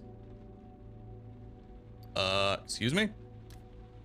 Your passenger roars with laughter. It seems to be doing her a world of good. No, sorry, you don't understand. I've been taking care of him since his accident. I'm a nurse. His accident? That's right. He was supposed to meet his father for a rugby match. He was in a hurry. He tried to pass a truck on the right as he was leaving the highway. Driver didn't see him. Her voice trails off. I don't know how he managed it not to die on the spot. That's really tough. And all that just to see a rugby match. Her smile is playful, full of life. I mean, ever since he was little, I tried to get him interested in soccer. And see what happened. A smile of dry amusement flickers across your passenger's face. Anyhow, he's been in a coma for weeks now. Grade 2. Not a total vegetable, but not all that hardy either. So I had to move him to his place. Cruz and I are taking care of him now. Cruz? His fiancée. A lovely girl. Your passenger puts her hand to her mouth to smother a giggle. Totally inhibited, but sweet. Very religious. She prays in Spanish at his bedside every night. They've been going out for 2 years now, and I still don't think they've... She blushes. Well, you know. A brief silence. You find yourself trying to think of something to say. How are you holding up? Your passenger doesn't answer right away. You're afraid you've embarrassed her, but her face looks relaxed. I work in palliative care, you know. I've spent the last 8 years of my life taking care of people who are going to die. The only question worth asking is how long before they die. It helps keep things in perspective. In my son's case, there's still hope. And at least I can help. I mean, I know how to do it anyway. For one thing, there's the day-to-day stuff, nails, hair, beard, it all grows like crazy. There's a lot of maintenance like a gardener. Same for the teeth, we have to brush them every now and then. Because believe me, if Titouan wakes up looking and smelling like a werewolf, we'll never hear the end of it. A smile escapes you. Your passenger sees it in the rearview mirror and is clearly pleased. But the biggest risk is not being able to move. Our bodies are meant to move. I know it's hard to believe when our alarm clocks go off, but it's true. Our blood circulation stops working correctly, our skin gets cold, loses all of its elasticity. So we have to massage him as often as we can. And then there are the bed sores. Do you know what bed sores are? Yeah. In the hospital, there are a lot of patients who are still conscious and who have bed sores. Their bodies are racked with pain. It's like being skinned alive. The worst part is we have to change their bandages twice a day. Working in the hospital is hard, the work. It's pretty depressing, but in Titouan's case, it's different. I don't have a choice. It has to be done. And actually, I'm happy. We can't talk to each other anymore. He doesn't even react when I touch him. So taking care of him is just my way of showing him I love him. It's a good thing, isn't it? Pretty odd, huh? But that's how it goes. Your passenger shudders briefly. Okay, Patricia, enough of that depressing stuff. Let me tell you something funny. Earlier tonight, when Cruz and I were washing Titouan, not exactly a pleasure cruise. My son is well over 6 feet tall, and Cruz is a cross between a matchstick and a Q-tip. So I was massaging as best I could, rolling him onto one side and then the other. She was trying to help, though the truth is, it's pretty hard for her to take. I mean, it's all new to her. It can't be that much fun. So she was muttering religious mumbo-jumbo to herself in Spanish, Dios mío, and whatnot. And just as I was rolling Titouan back onto his back, guess what? He got an enormous erection. Laugh. For once you start to laugh, your passenger joins in. The two of you enjoy a good, long laugh. After a while, your passenger manages to catch her breath. A big old hard-on. How did Cruz react? First, she turned red, and then she pulled the sheet up over him as fast as she could. Your passenger marks a short pause to emphasize what's coming. But it looked even worse, just like Casper the Ghost. Peals of warm laughter fill the air. For a moment, you're happy, as if a weight has been lifted. You pull up to the address she'd given you. You stop the cab, and she hands you the fare. Thanks for the conversation. The ride went by really fast. She reaches for the door, then stops. You can sense she's really on edge. It's good to be able to talk. It's pretty unusual in Paris to meet someone so warm. Good luck. She shrugs automatically if she didn't understand what you meant. Same to you. She shuts the door carefully, then walks away. Your eyes follow her as she climbs the steps to the door of her building. A moment later, she's gone. As you start the cab, you catch sight of something on the back seat, a Kleenex. You wriggle around to pick it up. Read it. You unfold the handkerchief. You see the word Patricia and a phone number written inside. You look up at the building and smile. You notice a newspaper on the back seat. Your last passenger must have left it behind, or the one before. You grab it and put it away. Could come in handy. You turn the key in the ignition and drive away. We have 3 bloody newspapers now.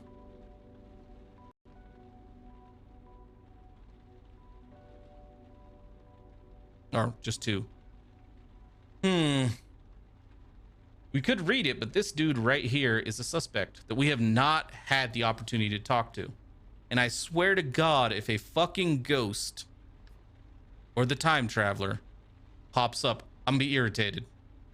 Because I've been trying to talk to this motherfucker for a while. 13th Aaron D. Smith. Oh, that's a fair amount of money too. Let's go. The customer getting into your cab is in his late teens and looks exhausted. You sense he's nervous, on edge. He's afraid of something. You sure he's not on something? Looking at that twitching? Good God. Yes, we've had a ghost in the cab. Yep. Several times, actually. Rue de Choisy. He has a slight drawl and accent from the provinces, maybe Alsace or Alsace, I don't know how to pronounce that. Somewhere in eastern France, anyhow. You start the cab. A lengthy silence ensues. The smell of your passenger's unmistakable. Alcohol, strong and cheap. Everything all right? The young man is surprised you asked. He doesn't answer right away. Yeah, the Santa who the game strongly implies is the real Santa. Yeah, sure. Sorry, I was kind of zoning out. Problems? Yeah, you could say that. He looks at you at last. Something in his eye tells you. Can I ask you something? You nod yes. I had a fight with my father, and I took off without my wallet or credit card.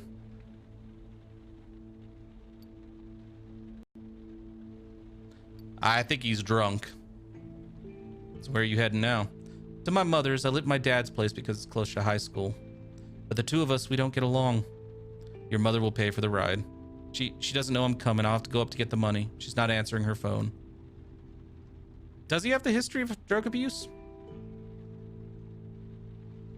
Yeah, we don't have many hints about this dude, so I don't really read his bio very often. You don't believe a word he's saying, and he can tell you're not buying it. Otherwise, I could. He averts his gaze. I was thinking maybe I could. He looks you in the eye again, then spreads open his jacket a little. Make you feel better. It must be pretty hard driving like this all alone. Maybe a massage or something else. He breaks off and looks down at his crotch. Ah, yeah, he's the escort. I do remember that. He works for an escort service.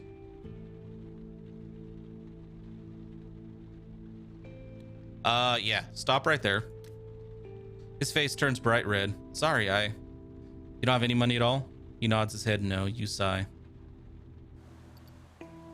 You do stuff like that often? Ah, yeah, sometimes. He averts his gaze. It's been complicated lately. I don't have anyone to help me out anymore. Listen, the answer is no for the massage and the anything else. You really can't pay? The young man meets your eye. Yeah, I'm broke. I messed everything up this year. I lost my job at the supermarket. My roommate kicked me out. He seems to be getting younger with each new word. I have a friend who puts me up sometimes. She says I can stay at her place tonight. That's where I'm heading. I'll keep driving. It's fine. I need to get this. This is one of the suspects. Yeah, I'm pretty sure he's not the killer. I'll drive you. The passenger's eyes widen. He leans in a little closer to you. You will? You nod yes. But you have to stop doing stuff like that. You're going to get into trouble and cause trouble too. He opens his mouth to say something. I lied to you before. I wasn't at my father's. I was with this guy. I'm a male escort. I spent the night with him. We don't even have sex. It's platonic. He lowers his eyes. He looks unhappy. I really screwed things up. I don't have a place to sleep. You have nowhere to go? I don't know anyone here. Only customers. My parents are old farts and I couldn't stand living in Vesoul anymore. Have you ever been to Vesoul? You shake your head no. But don't bother going. A bunch of old farts. A little smile flits across his face, then disappears. Making fun of Vesoul usually cheers me up, but not this time. Sounds like maybe you should go back to Vesoul. Your life here is kind of shitty. You sense he's withdrawing again. Do you mind if I take a little nap? Just a few minutes, give myself some time to think. You nod, okay. Thanks. Turn up the heat. He smiles at you, then looks out the passenger window. You keep driving. Every now and then you glance back at him. He's not asleep, just staring at the road, lost in thought. He's loosened his shirt a little. He's not as cold as when he got in the cab. It's as if he were having a conversation with himself, but without pronouncing a single word. As if he were weighing his options.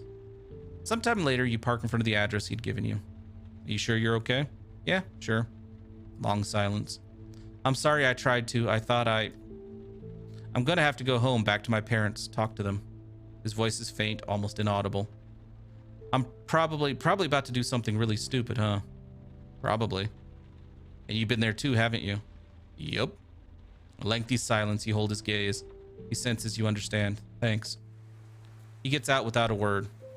He hurries into the entranceway of a modern building already in bad repair. Public housing. You start the cab. Yeah, I don't mind. Now, can we get somebody close? Ooh. You are new, and you are close by. Get one more fare before the end of the night.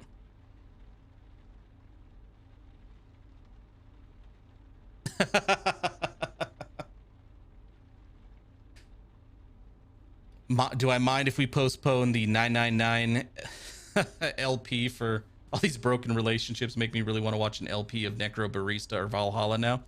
Necro Barista is not going to be out for like 2 weeks, unfortunately.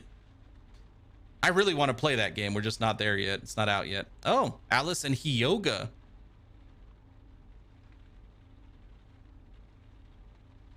Possibly Valhalla. We'll see. Because we still have another case to do in this. All right, let's go. You pull up to an opulent-looking building. It must be an embassy, given the neighborhood. A woman hastens into the cab, dragging a little boy behind her. Oh, Hyoga's the kid. Clearly she is angry, whereas her son is smiling faintly, as if proud of some naughty trick he just pulled.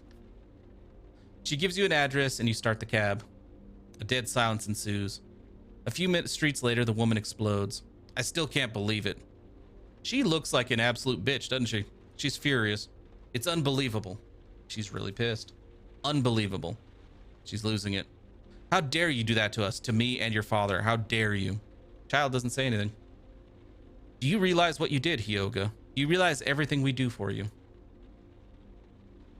All of the sacrifices we make, all the money we spend, all of the time we spend getting you to those activities of yours.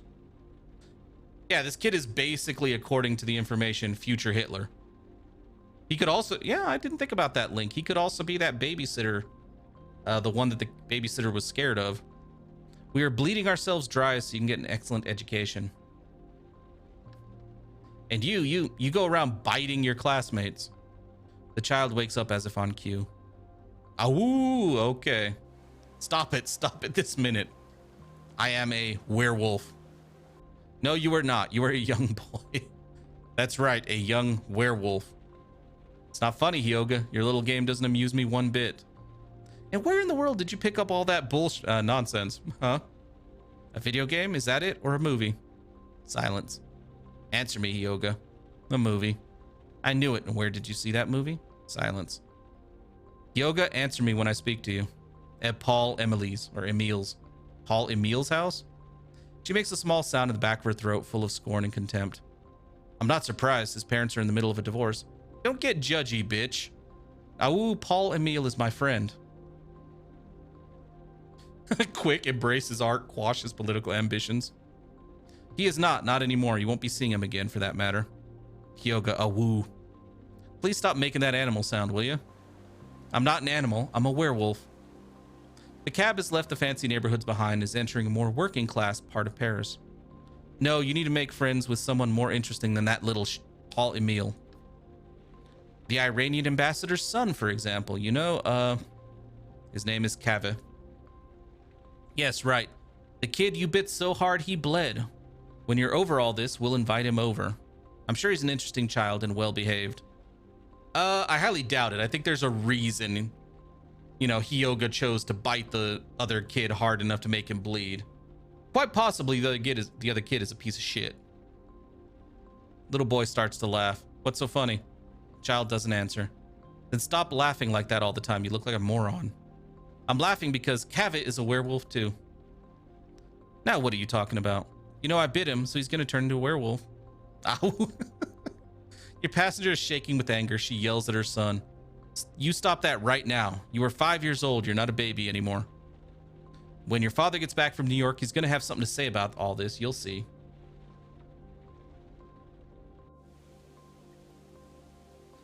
I'm gonna play along with the boy. I don't care about the mom at this point. I'm gonna play along with the kid. Sounds more entertaining. Although, please, ma'am, is like, hey, lady, you're in public. Calm the fuck down. But I'm gonna play along. I'm a werewolf too, you know. The little boy casts you a hopeful look. Really? What do you think you're doing? None of your business. Shut the fuck up, lady. Sure am. I'm a werewolf. An old wolf bit me in the woods one night. Wow, way cool. Sir, please don't encourage him. His fangs were all yellow and his breath smelled like stinky old cheese. I kind of get the feeling this kid doesn't have many opportunities for fun, so... Meh. The boy bursts out laughing. Stop the car. Here, please. You pull over to the sidewalk. You shouldn't take it that way, ma'am. I'll take it however I like. As for you, you're lucky I don't report you to your employer. Oh, do you want to talk to my manager now? The passenger flings a bill your way. Keep the change. She opens the passenger door and advises her son in icy tones. Take a good look at that man, Hyoga. If you don't work hard at school, you'll end up like him. She gives her son's arm a good yank. Come on, let's go. They exit the cab and walk away. The little boy looks back and bares his fangs. Imitate him. Ow!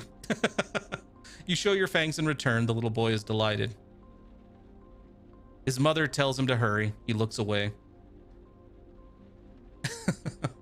He's 5. What school? I mean, he might just be starting out, but yeah, seriously. Yeah, that mother is everything I hate in, you know, well, particularly that particular type of parent. Yeah, no. Screw that lady. You start the cab. Got a little bit of cash from it.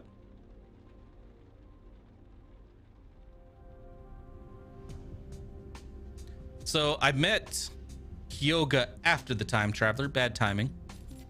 Haha. Ooh, we lost a lot of cash.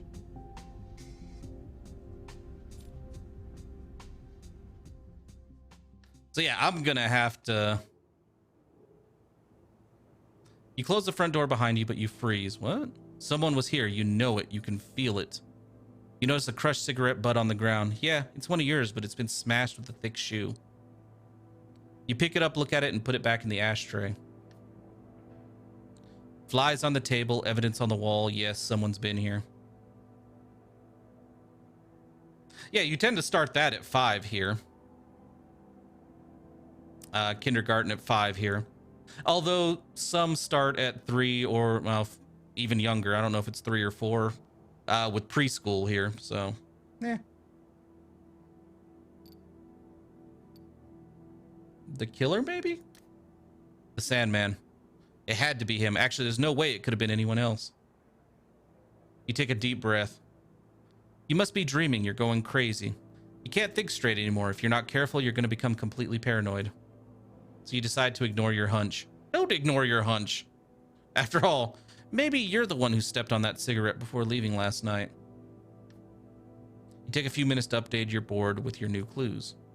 A bus goes by, making the walls shake. It's time to get moving on your investigations. Group Diamant planned on selling land. We know that. Victim 1's death could have been a scapegoat to get attention away from the fire, the main fire. Interesting. You were a doctor in the army, so we know.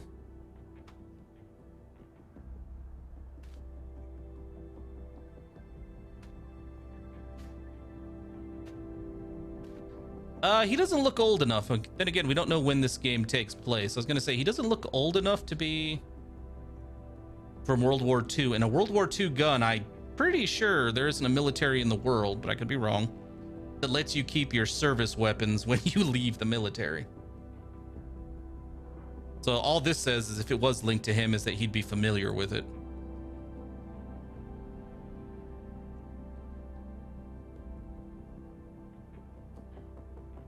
Wow, he lost his... Okay, he might be. He lost his medical license back in the 50s. So yeah. Also, you're right. It could be a spoil of war. That's true.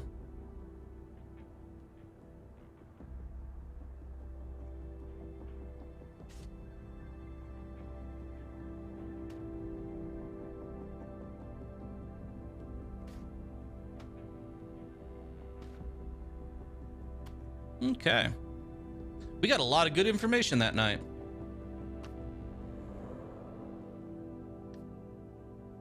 Yeah, they're really pushing the grandfather. Night 6. Technically the final night. Well, the last one we actually drive around getting fares. Like, this is the last night we have to worry about cash.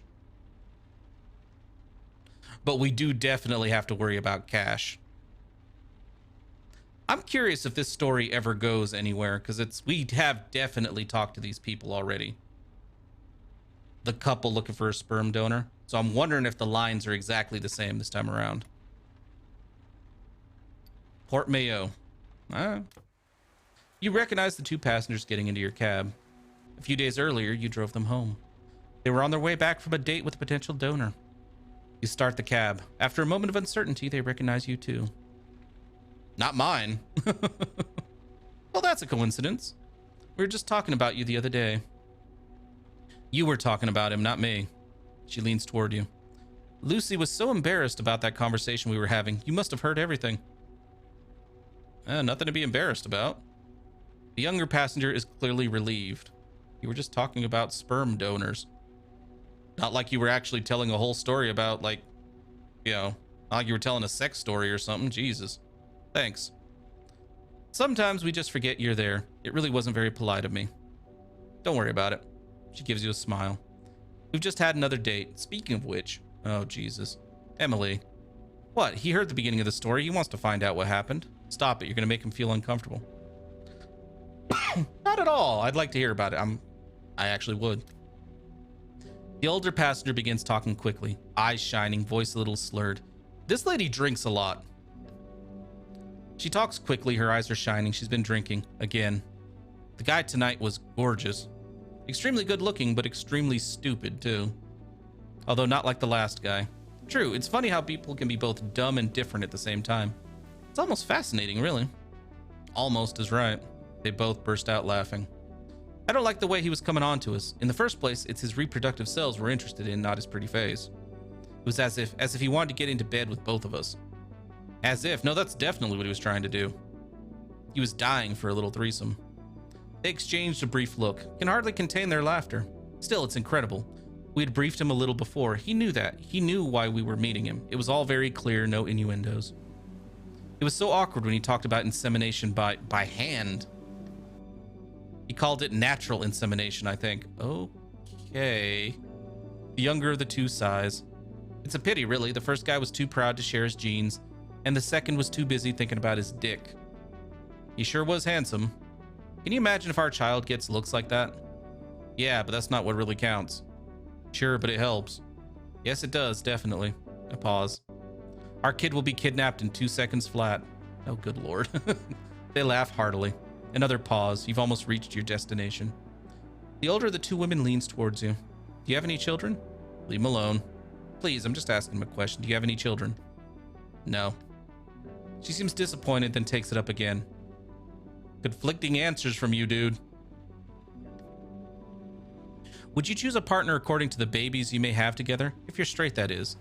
Her wife rolls her eyes. It can be so embarrassing. No! Ah, darn. So much for my theory. Her wife leans toward you. Thank you for not engaging. Again, my apologies. Smile. The younger passenger gives you a tense smile. So what's the verdict on Phil? That was his name, right? Right, Phil. What do you say? Her partner takes a moment to consider. I like him better than Damien, so long as he doesn't get too bold. I prefer Damien, a perfect idiot, but at least he has a brain. The younger woman screws up her eyes. That's not how I would have put it. You have to admit that Phil does have perfect features. Our daughter will be gorgeous. Or son. Yeah, right, or son. You park in front of the women's building. The younger of the two pays the fare. The older woman gives you a wink in the rearview mirror. Come on, just between you and me, what do you think? Are jeans and all that such a big deal? Her partner opens her eyes wide. Please, just stop. Come on, you can tell me. There's nothing to worry about. I won't say anything to that woman. That woman has a name, and she'd like you to lay off the poor taxi driver who didn't ask for any of this. Yeah, she's not bothering me. Her wife drags her out of the cab. Fine, you win. You are a certified pain in the ass. The younger woman gives her partner a final yank and slams the door behind her. She makes a gesture with her hand, both goodbye and apology. You start the car. Yeah, I'll take the tip. Thank you. Oh. Have I talked to either of these two this playthrough? Because I think the poet was another one that was left out when that disappeared when I had to update the game.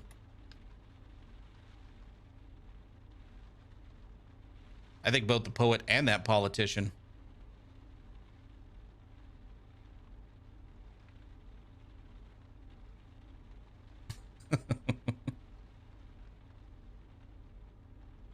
Yeah, they're both missing.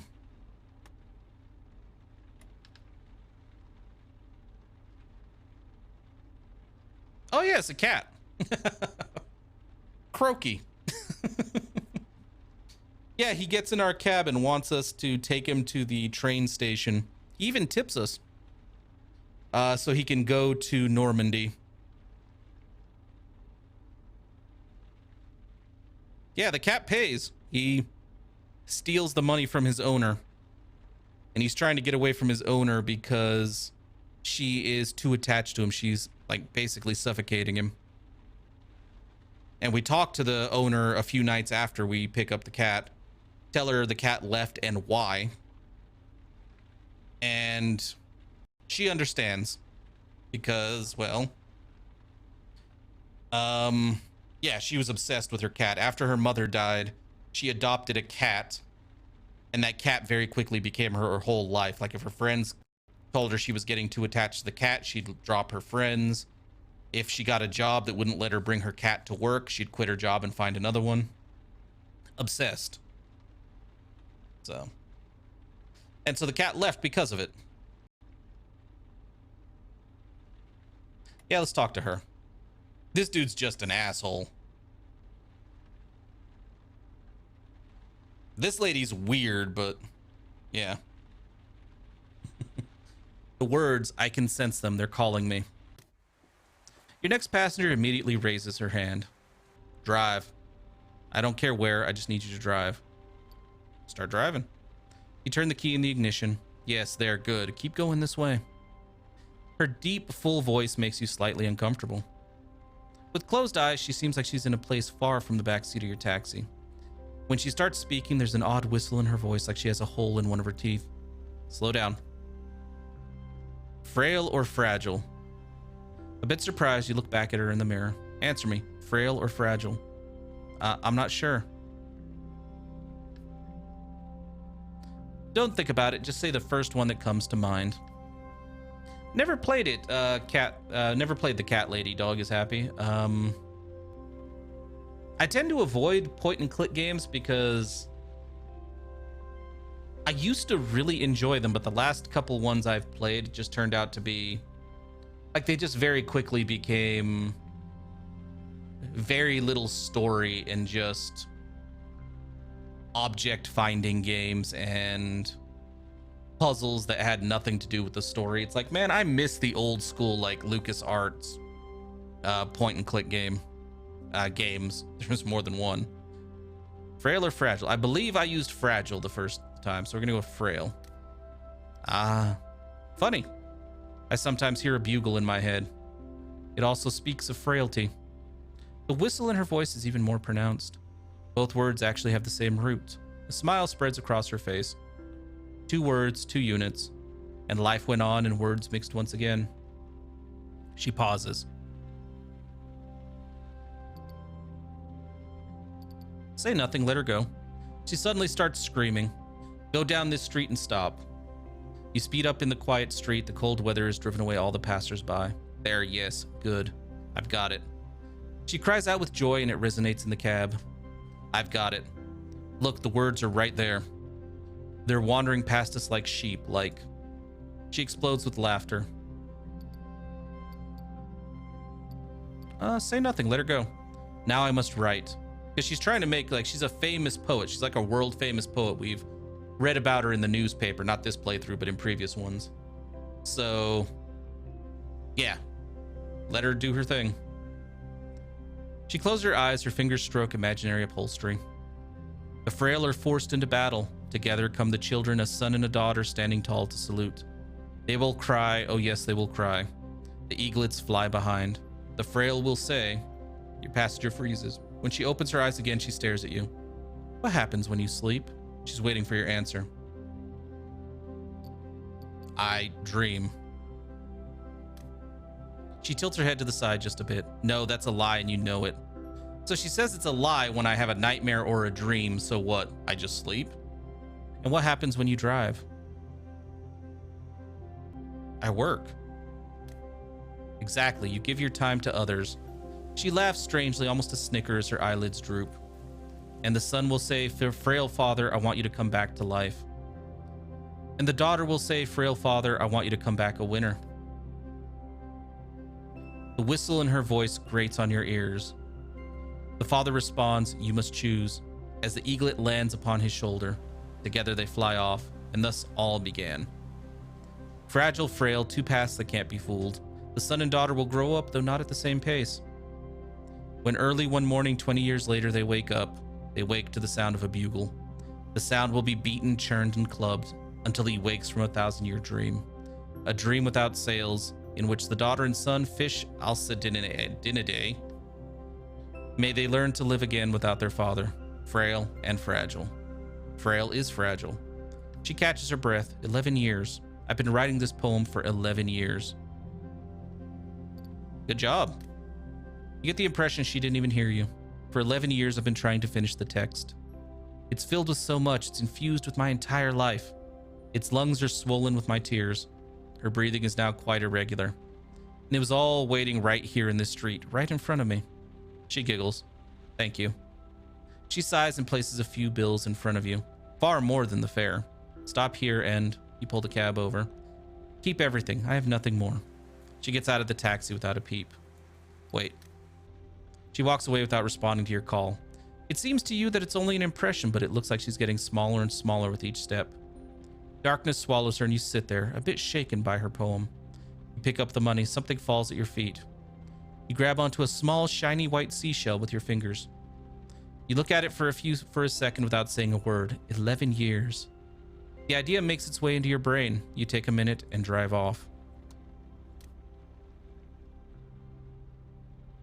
I've heard of that game before, Stahor, Trooperbrook. I didn't know that it was buggy as hell, though. Hey, it's the other suspect.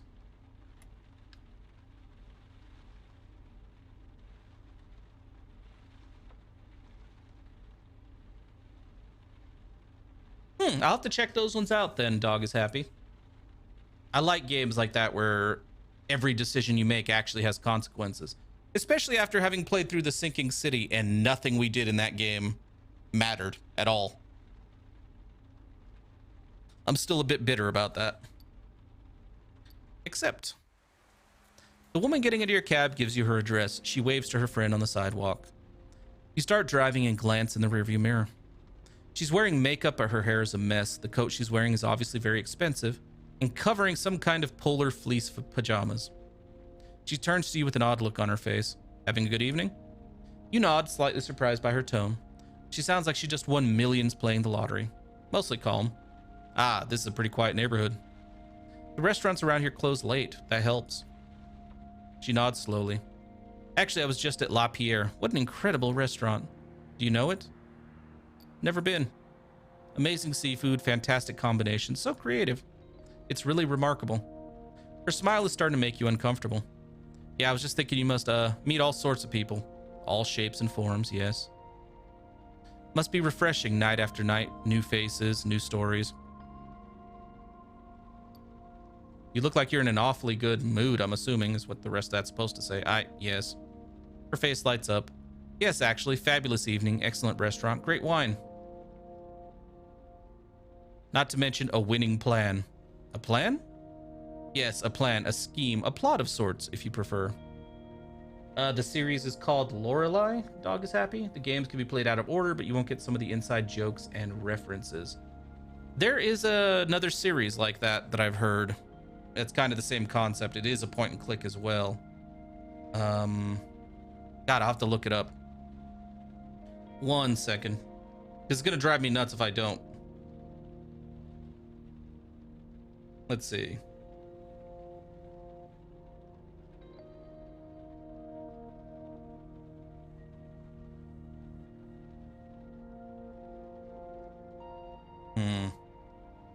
Rusty Lake is the name of the other series. Apparently there's a shit ton of games in that series. They can all be played out of order.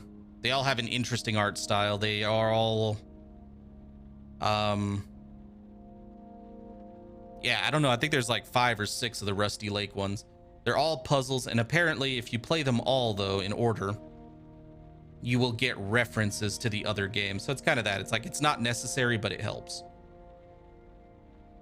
to get the full experience, I mean. She leans forward slightly. Tell me, have you ever wanted to take revenge? Her attitude suddenly seems scary. Uh-oh. Your blood freezes. Before you can react, she continues. I recommend it. It's an absolutely incredible sensation. I've never felt so good. She heaves a satisfied sigh. That woman you saw back there? Her name is Anita. A few months ago, she destroyed everything I'd built for myself. When my father passed away 10 years ago, I found myself in charge of his candy business, a tiny shop, a horrendous kitchen. I had to fire half the people on payroll. I poured every cent I had into it, got into organic local products.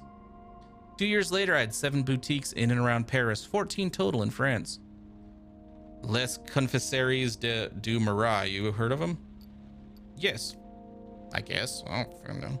She acknowledges your answer, pleased to know her brand is well known. Well, it's all me. Her face clouds over for a second. I mean, it was all me. Since it was such a huge success, since we needed to open more and more shops, I looked for investors. Little by little, my tiny business had become huge, and I had to add more people to my board, and that's how I met Anita. Her voice reminds you of an Arctic wind. Anita and her investment fund sounds like the title of a children's book, but a twisted, unsavory one. She sighs again, sadly this time. I was fired from my own company 4 months ago.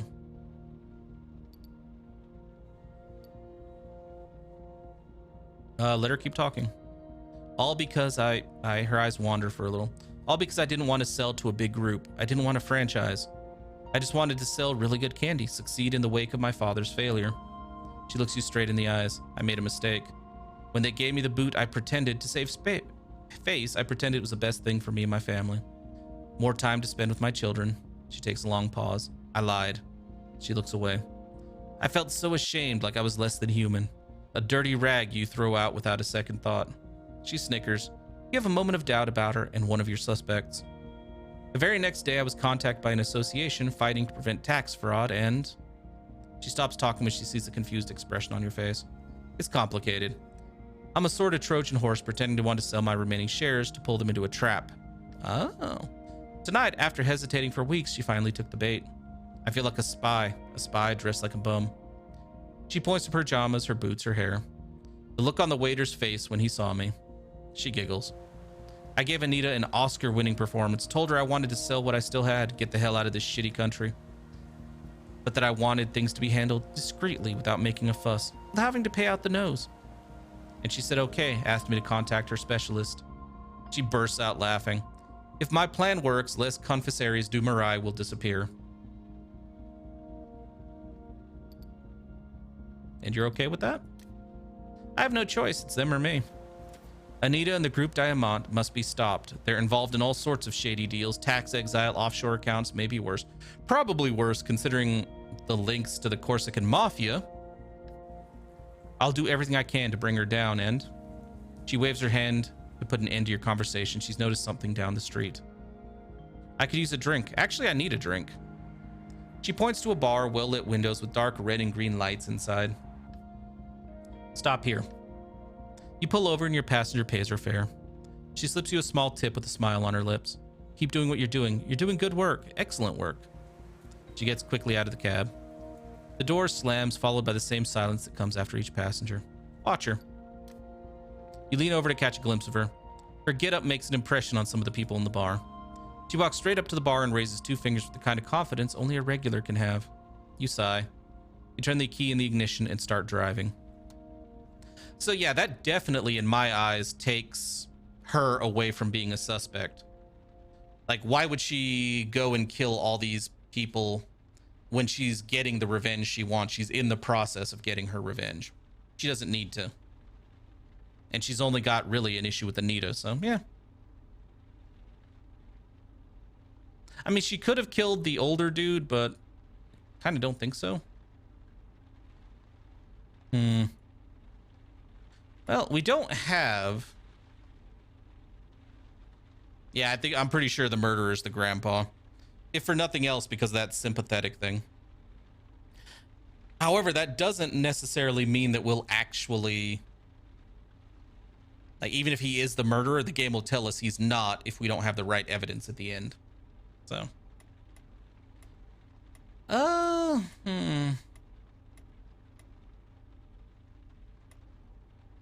Yeah, let's talk to her and let her parents talk this time. I'm not going to waste any money on the gas. Looks up on the naughty list. Possibly. All he really does, though, is rant about this generation's kids. He's drunk off his ass. Charles de Gaulle. Yep. Your passenger slips into the back seat, dragging a backpack that apparently weighs a ton. You want to put that in the trunk? She refuses politely with a shake of the head.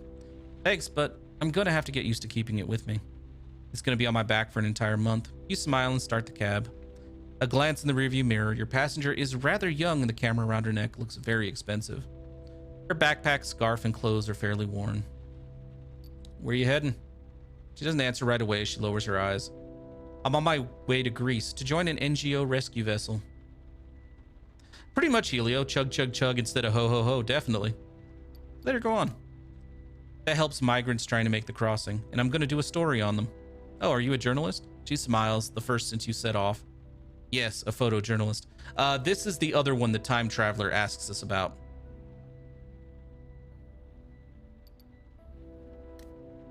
They make the crossing whenever they get the chance, regardless of the time of year or the weather. The EU has just closed its surveillance and rescue program. Only non-governmental associations are doing anything to help now. So I'm on my way. I volunteered. I even made a fuss to get the assignment. Her tone of voice is increasingly shrill. I read first-hand accounts. I talked to journalists who have worked on the subject. I can't just ignore the whole thing. She gives a short laugh. I even played a video game about refugees. Beautifully done. Really powerful. Yeah, I tried doing some research about that game after you talked about it last time, Dog is Happy. I couldn't find any traces of it, so I don't know. I knew I couldn't just sit back and watch. This was my chance to show the world what's going on here. Your passenger's phone starts to ring. Oh, sorry, As she glances at the caller name, her face freezes. She sighs, a troubled smile flickering across her face, then takes the call. Hi, Dad. I'm in the cab, right? Yeah, I told you I tried, but he wouldn't change his mind. Ah, I see, Dog is Happy. Come on, Dad. I already told you I'll be fine. They wouldn't be sending me if there were. She moves the phone a bit farther from her ear. Come on, Dad, stop. Dad? Listen, everything's gonna be fine. I'll be there for 20 days with a group of professionals who've been doing this for years. That's right, a group of rescue professionals. Would you just stop? She sighs heavily. It's no use. She's been down this road 1,000 times. Do nothing, because we did every time we've talked to her, we've done the other option. And I want to see the rest of her Passadex, because I do believe there is another route with her. Where the hell is she? There she is. Yeah, see, we have a couple locked options on the left.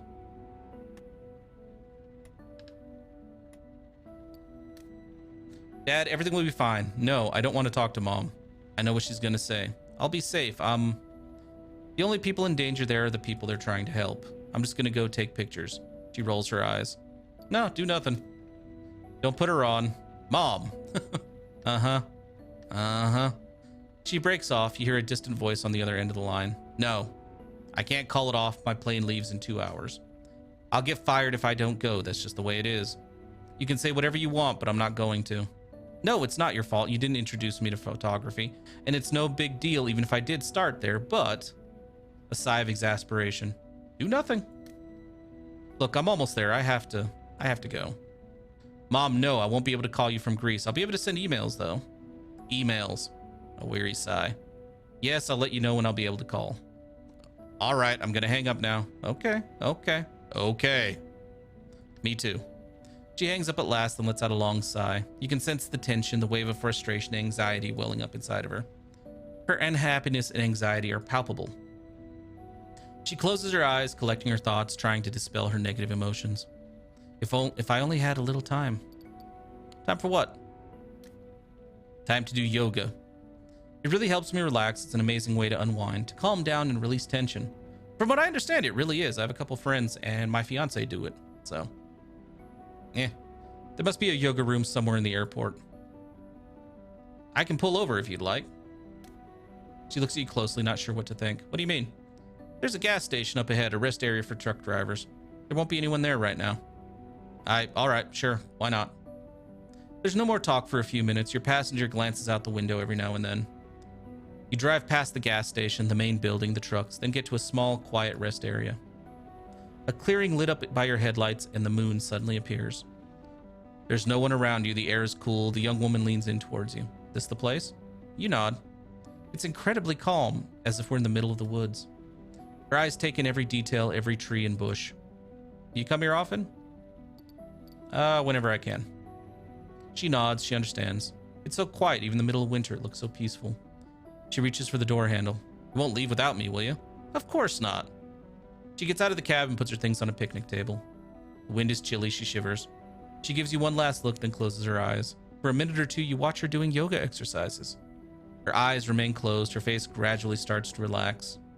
A truck behind you pulls out of the rest area. This place has a calming effect on you too. Some summer nights you come here to take a nap. The young woman is stretching now. The headlights cast soft shadows among the dark foliage. In the winter, you smoke a cigarette or two, waiting for potential clients to land. The young woman gets back in the cab. She says nothing. There's no need. You sense she's recovered her calm and is ready to face the rest of her journey. You drive away, leaving behind the clearing, the rest area of the gas station. The young woman is sleeping. The road keeps passing by, and before long, you're approaching the airport. I'll pull up over here. It'll be easier for you to get out of the cab. You get to the airport drop-off zone. A couple of colleagues greet you with a wave. A few bleak-looking passengers struggling with huge suitcases and car trunks. A security guard sitting on a luggage cart smokes a cigarette, clearly exhausted. Your passenger pays the fare, collects her things, but doesn't leave the cab. It's crazy, huh? But there's like this pit in my stomach. She gives you a funny smile, sort of sad but excited too. You don't quite know how to respond to it. I'm off. She heads out of the cab with all her gear. Your eyes follow her as she heads to the terminal. The airport doors close behind her. You sit there a minute or two all by yourself. There's no one around. May as well head out as soon as possible. We don't get as big a tip from her this time as we did when we pretended to be going into a tunnel. That's another character right there I've been trying to talk to.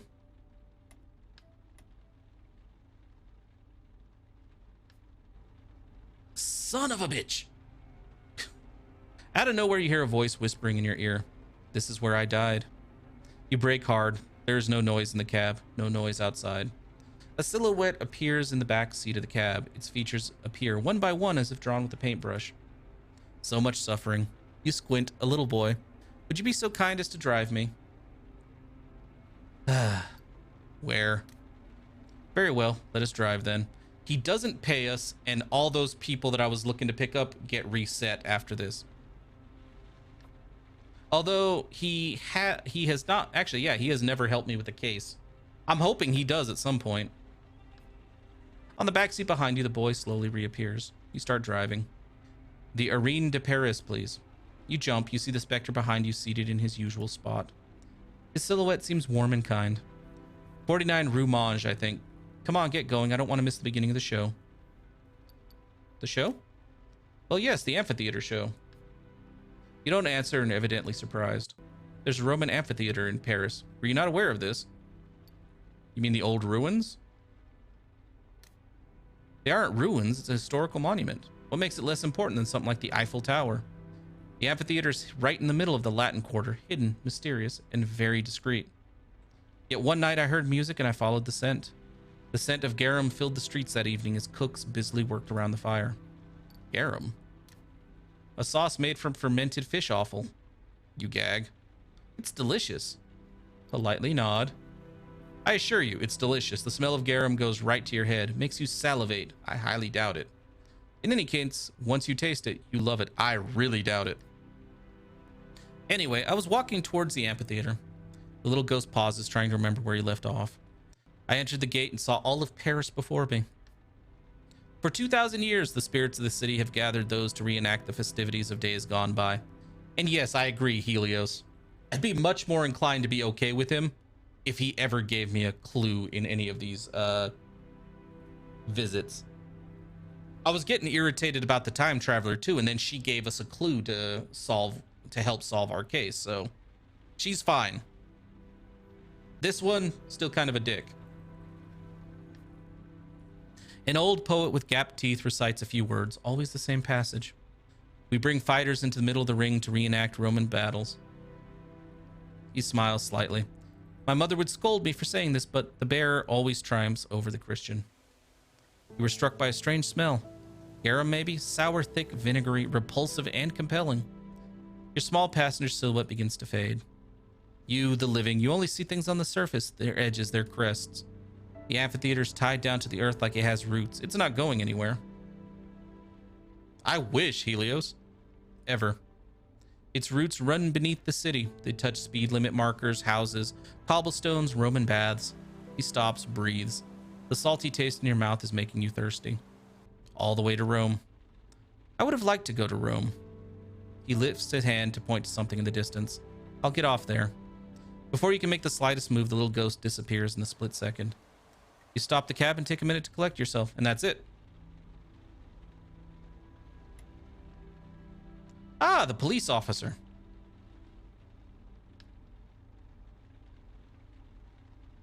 He pays, and he always has interesting... Well, he had an interesting story last time.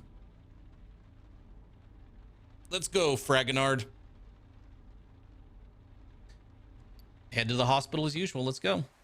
You recognize the next passenger getting into your cab. A cop. The detective. He has a tired look about him, and not just because it's early. His voice drags. The usual place. St. Louis Hospital, then. You start driving. Your passenger swallows a yawn, immediately followed by a coughing fit. Yeah, a skip feature would be nice. To be fair, a lot of the people we're talking to are giving us new information. Like, they're having new dialogue. Like, what's his name? Like, the ghost. That was a new segment we'd never seen with the ghost. And we haven't seen much information from Fragonard. So I think going through the third case, and I'm still on the fence if I'm going to do the third case. We'll see. I think if I start a conversation and it looks like it's going to be the exact same as before, I'm just going to click through it as quickly as I can. You turn around instinctively. Is everything all right? He raises a hand to reassure you. Yeah, slipped badly. Really badly. Terrible cough, and he stops talking. And what? Nothing, just bad memories. Stuff you can't forget. He laughs snidely. You know, I can understand that people don't like cops, pigs, gumshoes. But somebody's got to do the job. He nods like he was talking to himself. Yeah, dead bodies, those are the hardest. The images get under your skin. He takes a deep breath, a deep one. I think it does me good to talk to you. The nurses at the hospital see enough horror and grime every day. They don't need me flapping my mouth. It was 30 years ago, same time of the year. Back then, Christmas started on December 15th, you see, not mid-November like now. It was snowing Parisian style, as I like to say. All mud. News about a robbery on Rue de Rivoli came over the wire. I was right nearby, so I went over. Didn't run, no need to break my neck on the way. But I rushed. He looks outside, his eyes dart back and forth, wavering. His mind is restless. Even from the outside, I could tell something was fishy. The windows were unbroken. You could still see the jewels on velvet busts, rings on satin-covered fingers. I thought, shit, you got the wrong address, when I suddenly realized those weren't rubies in the window display. They were diamonds, covered in blood. Fresh blood, still dripping. So I opened the door. The smell of gunpowder and shit hung in the air. I could see the scene before me, but my brain was incapable of recording it. Like a comic book artist who only drew the main characters. There was spry little me, a robber, gun in hand, with a letter opener stuck in his throat.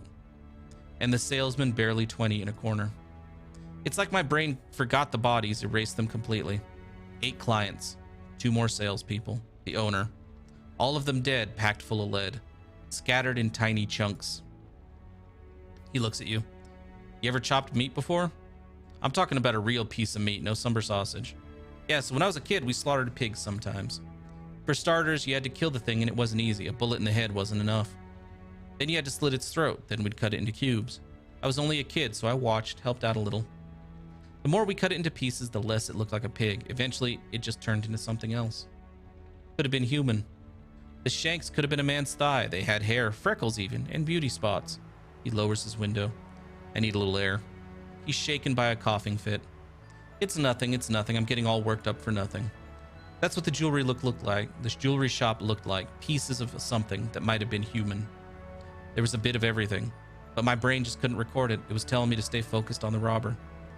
Your passenger uses a different voice as if you were playing your role for a second. So who killed him? Who stabbed him? Your passenger smiles. He's having fun with this. The owner, probably. His fist was still clenched. The salesman, he looked at me and started screaming like a kid waking up from a bad dream. No, it really doesn't. I think that's one of the things I really like about it, is that it's just not holding back. He screamed and screamed. I didn't mean to. I didn't mean to. He killed someone? He looks at you out of the corner of his eye. He did not. He coughs and uses an excuse for a dramatic pause. He was an accomplice. A rather brash kid who'd moved to the big city to become someone. He listened to the wrong guy. Became the sole survivor of a botched robbery.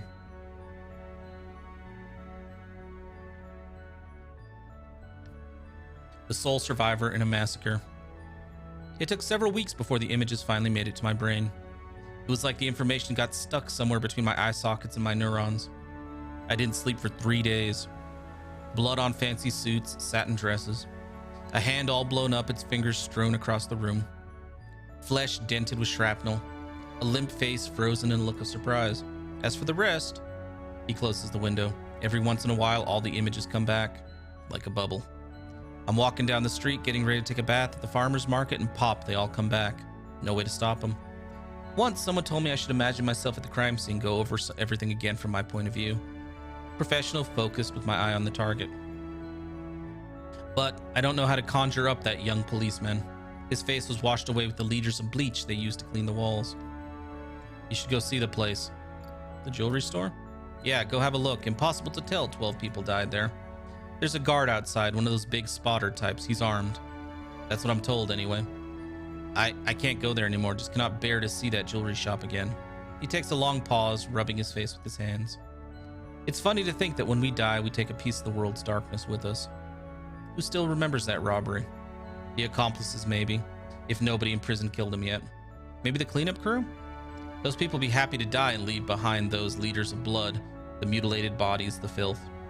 He lets out a whistle between his teeth. With him, he taketh some of the world's darkness. Now there's a nice epitaph. We need to tell about this shop to the ghost kid. Yeah, that'd probably make for some interesting conversations. He looks you right in the eye. What do you think you'll take with you to the grave? Tell the truth. Lots of darkness. Well, that's good. I think we all need to do our part. A cleansing we sorely need. You pull up in front of the hospital. Your passenger doesn't budge. You see the automatic sliding doors? You nod. They're standard glass doors. I think they know who I am and what I carry inside. You turn around and look at him. I'm dead serious. They don't open when I walk up. Here, watch. Someone walks up to the doors. They open immediately. No problem with the motor or the sensor. They work perfectly fine. He pays his fare and gets out of the cab. He waves at you. Now watch me. He walks up to the automatic doors. They don't budge. He waves his arms up and down, looks at you and shrugs. The doors eventually open. You grin as you watch him disappear into the hospital. You drive off. All right, we need a fare that's close by. Have I talked to you before? If not, I know either of these will pay. She's too far away. I have a feeling that kid's not going to pay.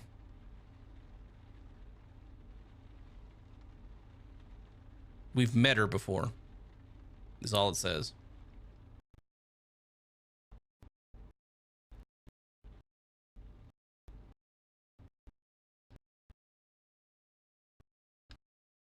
Let's talk to her.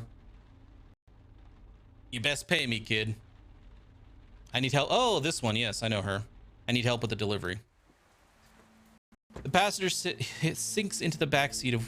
She's one of the horde of cyclists. Yep. Okay. I'm going to skip through this one. She doesn't help or have any information. She's basically a bike delivery person taking food, but it's so cold, she wants to take the cab because it's warm.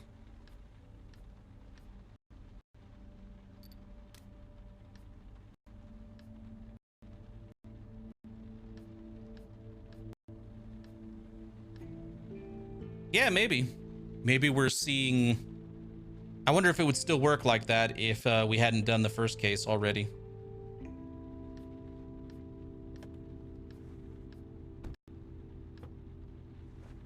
Mm-hmm. Well, that's that. Business is picking up. She sighs. But yeah, I think I'm going to wait a little, check it later.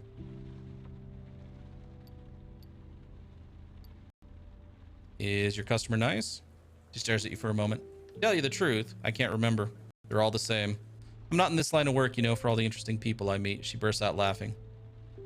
Yeah, I can take it easy on my bike. There's no one to mess with me. She likes it because it also gives her a killer ass. First of all, I have a killer ass. My dates can't believe it. Guys are really crazy about it. All my girlfriends want to know my secret. Basically, it's win-win. Yeah, she doesn't have any information for us.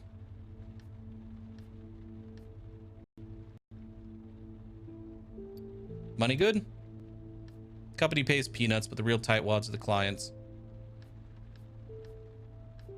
Okay.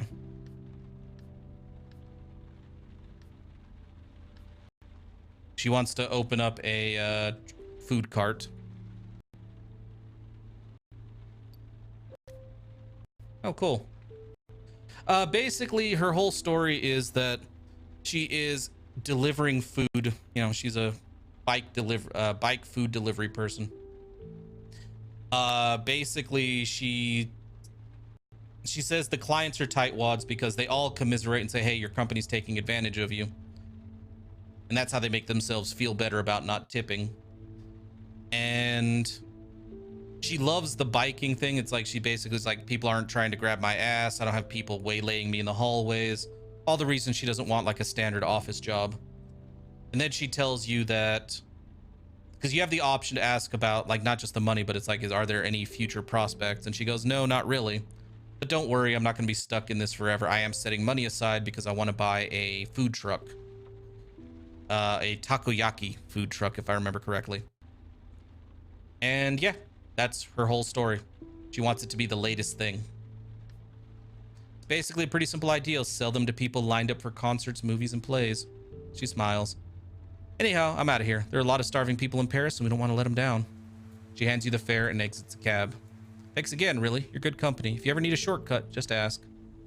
She gives you a last smile, then walks over to her crew.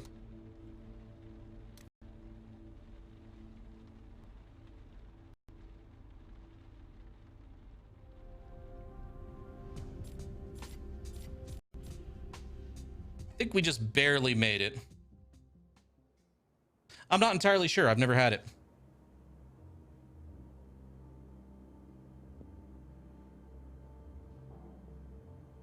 But I have heard the name. I have heard the, you know, the name of it before. So yeah. So yeah.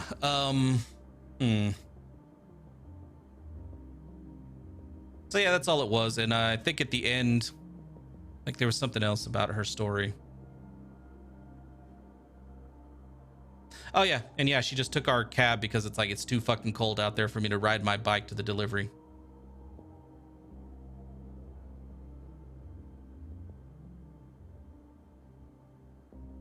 Ah, there we go. Takoyaki is a ball-shaped Japanese snack or appetizer made of a wheat flour-based batter and cooked in a special molded pan. It's typically filled with minced or diced octopus, tempura scraps, pickled ginger, and green onion. Ah, yeah, I've never had that. I kind of want to have it now, actually. You wipe your face. You're starting to feel sleepy. Steps in the hallway. They stop in front of your door, then move away.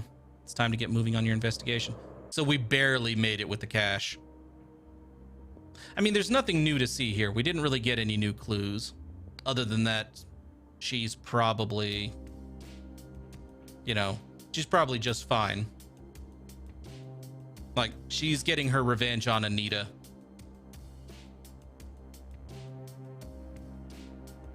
Haven't had that either. Dog is happy.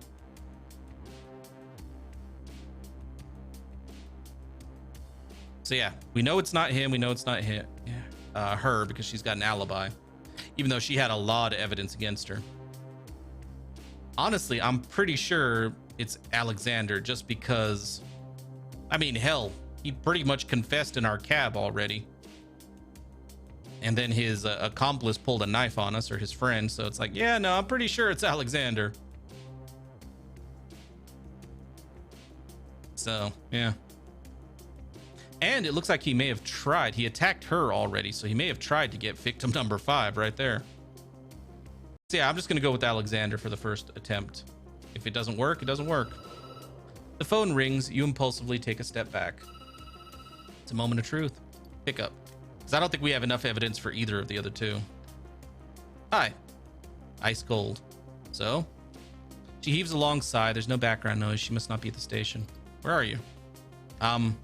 For a second, you think she's going to tell you, but then somewhere, none of your business.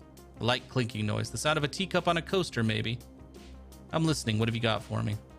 She clears her throat. Her voice sounds louder, more confident. You glance at the wall. Your stomach is in a knot. I don't have to remind you, you cannot get this wrong. I have a meeting in 2 hours with the district attorney and the chief of police. Even the minister of the interior will be in a corner of the room somewhere. Obviously, I'm thrilled. Oh, but I certainly don't want to put too much pressure on you. You can almost hear the smirk she must be wearing.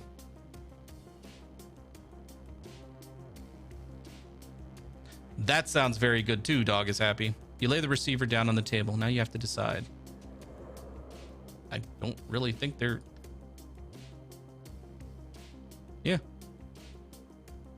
You pick up the phone. You pick the phone back up and explain your choice to Lucette. Why, how, the evidence, your sources. She listens without saying a word. You stop talking, catch your breath. Okay. I'll buy it. Seems like a solid choice. I can fish around a bit to vet your information. She pauses. You can almost hear her nodding. I'll call you tonight. Try to get some sleep. She pauses. No way she's going to hang up on such a positive note. No, she's probably going to. Might be your last night of freedom. You corrupt ass cop. She snickers and hangs up. You put the phone down. You might as well be standing in the ice cold emptiness of outer space. You decide to go to bed, to sleep. Best way to kill time.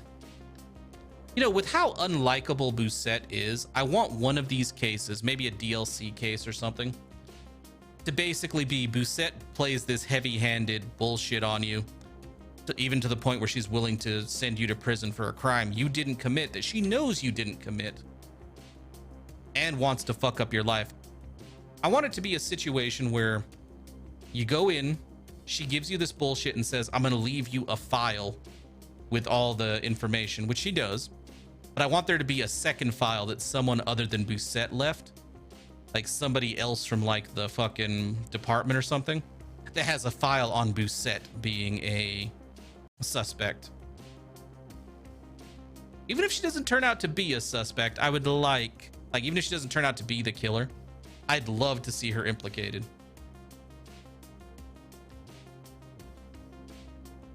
Events of the day run through your head. Yep, all this is the same as always. In a few hours, it'll be over. You'll have answers. Busette will have her arrest. Paris will be peaceful again. Oh, I definitely do, Helios. Yeah, the first, like, she knows we didn't commit the crime. She just shows up and says, basically, the DA and the DA and the chief of police basically don't like you. Like, they think you're the perfect, like, even though you were damn near murdered, they basically are like, well, he's got a criminal record. He, you know, maybe he's the serial killer and he attacked himself, you know, to cover his tracks, to get suspicion away from him, which is dumb as hell, but whatever. And Bousset is like, go find the evidence for me, find the killer, and I'll pass it off to them, basically as her own work, I'm assuming, so she can take the credit for it. And if you don't, if you fuck it up, I'm gonna fuck up your entire life. I'm gonna fuck up the lives of everybody you know, and I am going to just hand you over to the DA and the chief of police, even though I know you didn't commit the crimes, you didn't kill anybody. So you can go to prison for being, you know, take the fall for the serial killer. Yeah. Don't like Bousset. But what about you? What'll you do? You shake your head and your mind wanders for a second. Your eyes close. You fall asleep. Something is bothering you. Something's stuck in your throat. You start coughing over and over again. You lean out of bed. A black shadow creeps out of your mouth and bangs loudly on the floor. You wake with a start. Fucking nightmare. You glance at the floor, then there's nothing there. You lie back down, still shaking. Oh, I'll have to check it out. Thanks for the recommendation, Starhorn.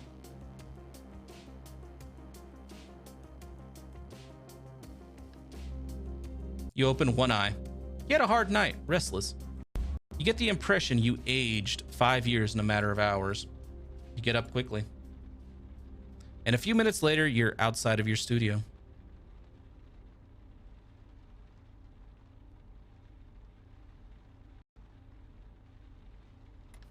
Here she comes. You've barely gotten downstairs when you catch sight of Bousset. She's leaning up against the door of your cab, eyes wide open, forehead creased. Get in. You obey. It's too early to react. She settles into the back seat and flashes a smile. Good news, you're right. Or at least the DA thinks your evidence is sufficient, although the DA doesn't care about evidence, as we saw from the fact that he wanted to pin it on me. No emotion in her voice. She's giving you the facts, nothing more.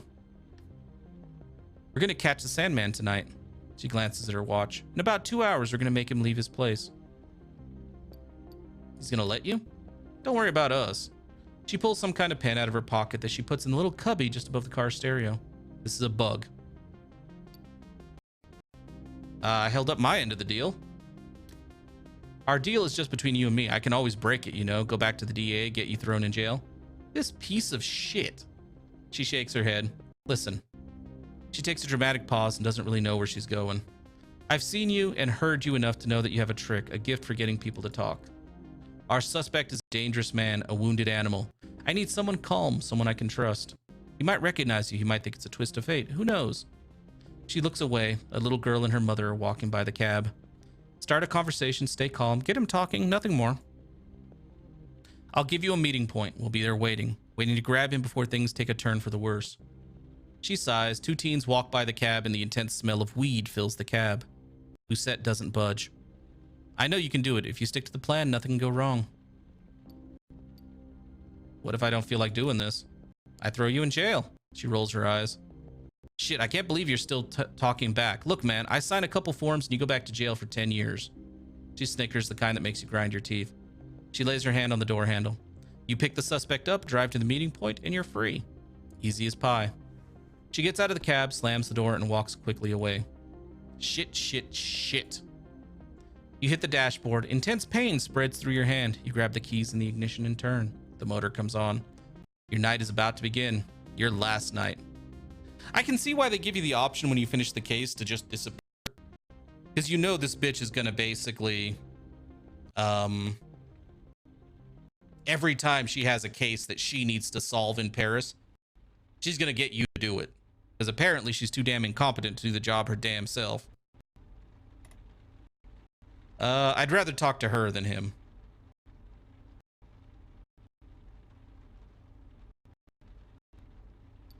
I have to get back to the 16th. The next passenger getting in your cab enters in a cloud of extremely heavy perfume. It's a well-known scent, one you often see advertised on the Champs-Elysees. The woman must be in her 50s. She has impeccable posture. The fur she wears around her neck must be worth several days' pay. She opens her mouth. Good evening. Before you start driving, I just need to tell you something very... She purses her lips, attempting to stifle the word that is about to come out, then raises a finger. Shit. Whore. She continues to look at you, the same smile frozen on her face.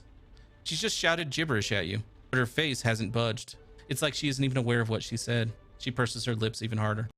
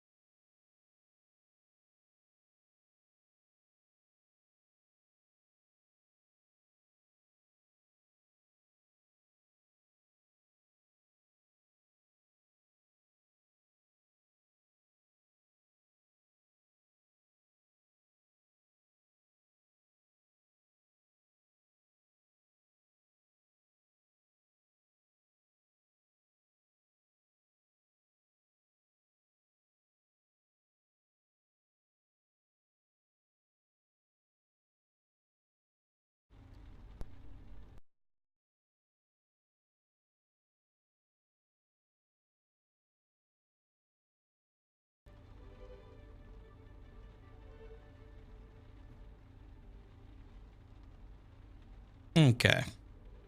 It should be back now. At least it is on my end. It's my husband, she shrugs.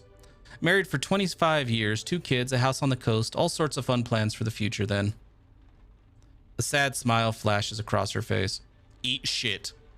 She looks at you. Okay. Thank you for your understanding. She grins for just a second. Here I am discovering how to live alone for the first time at 50. Crazy, isn't it? Toilet brush up your ass. It's really not so easy. You bite your cheek to avoid laughing and start driving. With a bit of luck, your passenger won't say anything for the remainder of the ride. Your passenger heaves a sigh. I hope it doesn't bother you too much. For a second, you don't know what she's talking about, but then... Wench. Some days are harder than others. It must surprise people. Oh, it fuck does. It's more the teasing. You see, cauliflower-shaped anus. She looks away for a second, disgusted by her own coarseness. Our neighbor's son, she shakes her head. It's a long story. They're expats, Chinese. She works for Chanel, I think, and he for a big import-export company. I can't remember its name. Transatlantic Sodomite. Something like that, anyway. She sighs. She's getting annoyed with herself. Their only son used to come get help with his French for my husband and me. Now that we're separated, Rugrat, he still comes around. But he films me. Oh, he's discreet about it, of course. He slips his phone into the front pocket of his blazer and films me. He must think it's funny. An old lady who swears and calls everyone. She stops, purses her lips. When she opens her mouth again, she's glassy-eyed. Maybe he even shares them with all of China. Shitty-ass Rugrat. Her mind wanders for a second. We don't really have any idea what's going on over there. My daughter said I might have become a dick internet star there. You raise your eyes to look at your passenger. The last syllable hangs in the air, oddly accentuated. I doubt they'd broadcast that. Her voice becomes screechy. You think? I don't know anything about any of that. It's beyond me. She raises her eyes abruptly to look at you.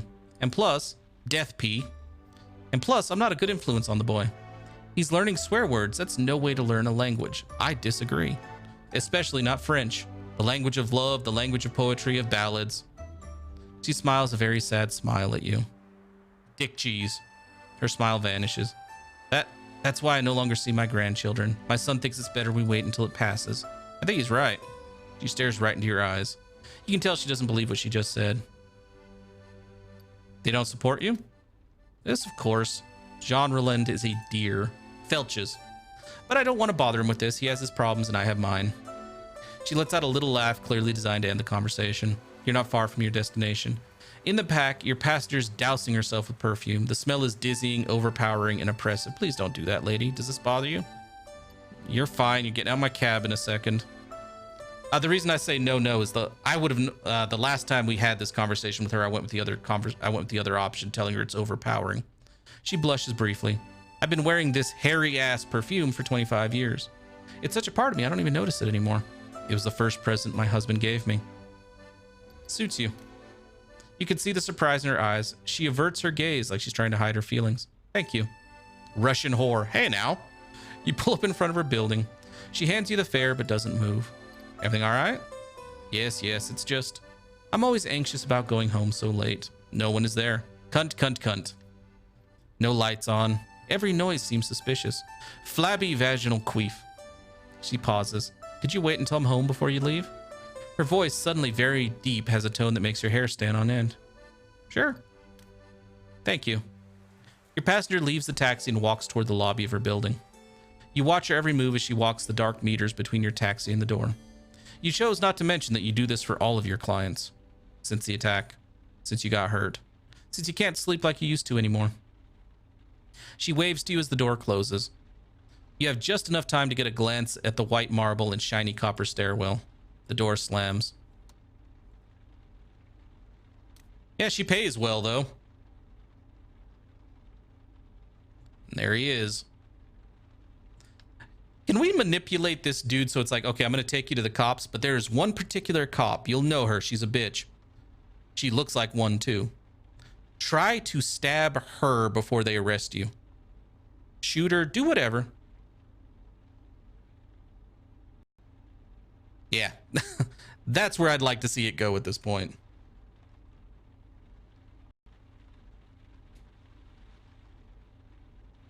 Like, I think Bousset might be the least likable character I've run into in a video game in a very fucking long time. And bearing in mind that in the last game we played on stream, we actually talked to a dude in charge of the KKK.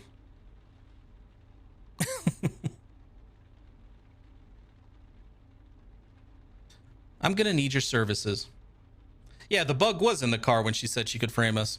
Honestly, I'm surprised our dude is as dumb as he is.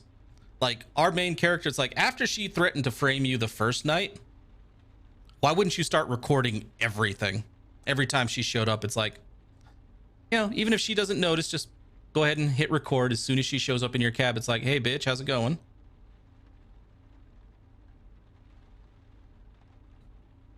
I'm gonna need your services. Let's go, Alexander. You pull up to the sidewalk and wait for the suspect to exit the building. It's a hotel, not a very nice one. Heavy bars protect the windows. Not that they need to. It doesn't look like they open. Also, I think we mentioned this in one of the in the last playthrough as well. Like when that one lady was threatening to fuck up our whole life and vandalize our car. Don't a lot of cabs have cameras for the driver's safety? I'm pretty sure she's not turning it off when she gets in the cab. Considering I don't think she would have access to it from the back seat. Heavy bars protect the windows. Not that they need to. It doesn't look like they open. He must have come here after the fire. How many other survivors have been living and sleeping here for months on end? The back door opens and your passenger sits down. St. Louis Hospital, please. That is true. This one does not. And they have established he is a cab driver. He's not like a he's not like an Uber driver or anything. He's been drinking. The stench of booze settles into your cab. So yeah, there should be a wall right there.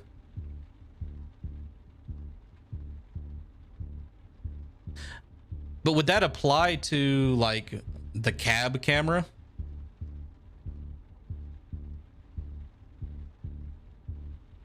But yeah, seriously, recording without consent is illegal and will get you prison time in France. Well, in that case, I say still record it and take that bitch down with you. He's been drinking the stench of booze. Okay. You nod and start driving. You ride along and your passenger doesn't look at you. He seems preoccupied, distracted by something outside. You're pretty sure the suspect doesn't recognize you. He's barely looked at you. You'd love to be able to read his mind to understand how he got to this point. How he can kill so methodically in cold blood. He looks like a nice grandfatherly type. That is very true. Dog is happy, but it'll also completely screw up her career The career that she is apparently obsessed with and she's been doing for decades, and she deserves to lose said career.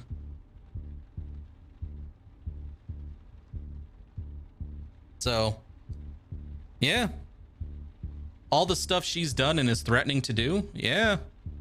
Because, you know, if you unveiled that information, they would have to do an investigation into the rest of her career. And you know there's probably a lot of evidence that she... You know, but you know there's probably a lot of evidence that she's corrupted and done all kinds of other bullshit over the decades. What if he's not the guy? Doucette will make you pay. You almost jump at the sound of his voice. Change of plans. I need to go to 122 Rue de la Bodie. You raise an eyebrow. You sure? Yeah, understood. I mean, you're the... Anything else is gonna be suspicious. Understood. At the next intersection, you change directions and drive away from the meeting point with the police. How can you fix this? Maybe you can drop your passenger off, then call Doucette to explain. He might try to escape. What's he going to do on Rue de la Bodie? I don't know if that's how you pronounce it, but that's how I'm going to keep saying it. It's a posh neighborhood with a theater, shops, office buildings. You clench your gut. There's something else on Rue de la Bodie. Aren't the Groupe Diamant's headquarters somewhere nearby? Oh, I'm going to help you kill anybody, dude. The Groupe Diamant, the company who was responsible for the fire. There's no way that's a coincidence. Not a chance. You raise an eye to look in the rearview mirror and cross your passenger's gaze. Everything all right? His voice is clear, crystal clear. No, the slightest alcoholic slur. You sober up fast. He grins. Clever, good observational skills. I like those qualities. His voice is different. His words, his way of speaking. Something has changed. You've almost reached your destination. You tense up. I'm quite bothered. I'm worried about you, my friend. You freeze. You haven't slept much this week. You don't dare turn around. And I think you've gotten a little too involved in this investigation. Yeah, he was in our apartment. Why don't we make a deal? You tell me what you know and what they're planning tonight, and I'll let you live. Out comes a weapon. You don't know where it came from, but now it's pointed right at you. One sign, one move, and you disappear, understood? You nod very slowly. Who do you work for? He knows. He's been in our apartment. What the fuck? The cops. He shakes his head in disappointment. That's what I thought. Why you? As he says that, he freezes. You're the cab driver I shot, aren't you? You turn to nod. You come to the address he gave you. I'm sorry. You surprised me. I panicked. I didn't mean to. What do they want from me? The cops. I suppose all that, the call from the hospital in the middle of the night, was a trap? His voice seems so soft. You sense you have to play the honesty card with him. Be straight. Well, I mean, all these are true.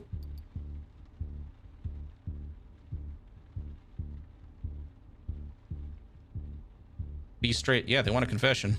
A confession? The car's bugged. He grins. Why are you telling me this? I could kill you and... You're not a murderer. Not a murderer? You kill for very specific reasons. I've done nothing to hurt you. He pauses, watches you with a smirk on his face. You're strange. I'm realistic. You sense his body suddenly relax. Very well.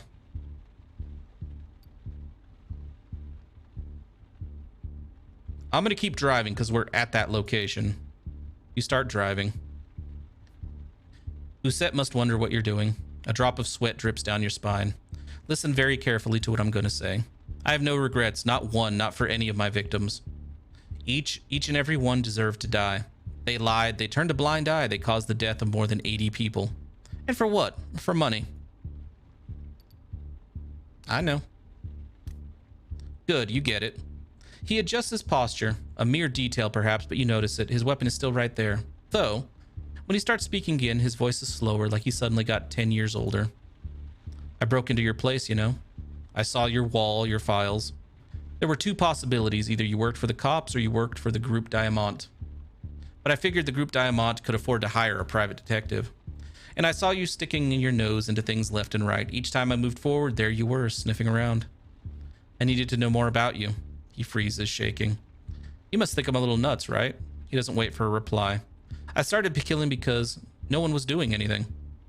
The journalist sold out to Diamant. The city hall woman, rotten to the core. That son of a bitch arsonist, I'm sure he's the one who set fire to the Albatross. Even the old guy, he was just a stockholder like any other, willing to do whatever it takes to make a few thousand more.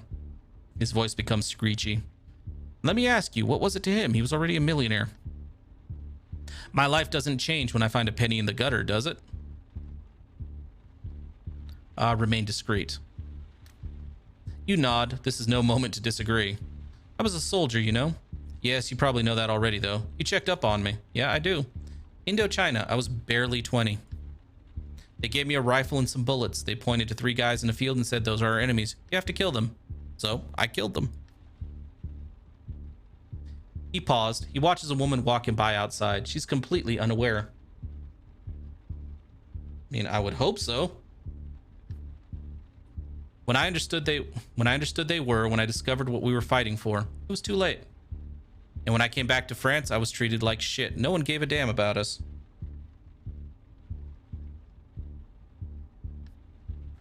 He gags on his own words. What happens if I run right now? They'll arrest me instead. Is that why you're helping them? Yeah. You must have done something shady. You done time? Tell the truth. Yeah. Something major, I suppose? He shrugs. You seem like a good guy. I couldn't care less what you did. He sits in thought for a while. His gun is shaking. It would really bother the hell out of me if you went to jail for me, really. You're not far now. Next street on the right. The old man clears his throat. I, Alexander Leclerc, confess to the murder of Jean Breton, Sandrine Rollin, Michaela Blanc, and Henri de Tillot. I worked alone, no accomplices, no outside help. I gave them an anesthetic I used in Indochina. While they were suffocating, I talked to them. I went through the list of all the horrible and cruel acts that contributed to the Albatross fire. That was my motive, to seek revenge for the death of my grandson and the dozens of other victims. Nothing personal, just justice. He pauses, sniffles, and leans over to you. You think that'll do it? You nod and see in the rearview mirror that the weapon has disappeared. Good. It's funny, I feel peaceful, much more than I imagined. Thank you. What's your name? Just as you say it, you turn into the alleyway. The headlights from the police cars flood your cab with bright light. Another car comes to block you in. A voice on a megaphone asks you to get out of the taxi. My grandson had a neighbor with the same name. He died in the fire too. What a short, sad life. Like all lives, I guess, right? He smiles. Nice mess, huh? The lieutenant managed to fit twice as much cynicism as usual into her voice. The cops have only just allowed you back in your taxi after taking Alexander away in the squad car. He's telling us everything now, every detail of every crime. It's terrifying. A real nice mess. I've run into some crazy criminals on the job, but he's among the top 3. He thought he was doing the right thing. Yeah, I can see that. He's convinced he's a hero. He's incapable of understanding the seriousness of his crimes. I don't think that's true. He understands how serious it was, but he thought they needed to go. He thinks he's Robin Hood. She flashes a clear and honest smile. Anyway, you did good work on the case. I must admit I'm surprised. Impressed, even. Listen, you're no longer needed here. We got the tape. We have your statement. We even have his, hours and hours worth. Enough to publish 3 or 4 volumes. The cop flicks away an imaginary ball of fuzz on her leg. She throws the fuzz somewhere in your taxi. Actually, if you could kindly get the hell out of here as soon as possible. Don't leave the country, obviously. I need you to be available if I have questions. But I no longer consider you a suspect. You're free to go. She puts her hand on the door. And what's the magic word? Go fuck yourself? She snickers before getting out of the car. You remain completely still, consumed with anger and exhaustion. A cop waves for you to back up. You start the taxi and pull out of the alleyway. The flashing lights, the cops, it all quickly vanishes. You speed through Paris, not a soul on the road. Without wanting to, you think about Alexander's grandson. As you start driving west, far from Paris, far from everything. What? Oh, that's it. Okay. So there wasn't a scene out there where you could choose to drive away, like to go back to your cab job, drive to the beach, disappear, or call someone like it was in our previous. Oh, thank God. I love games that let me fast forward the credits.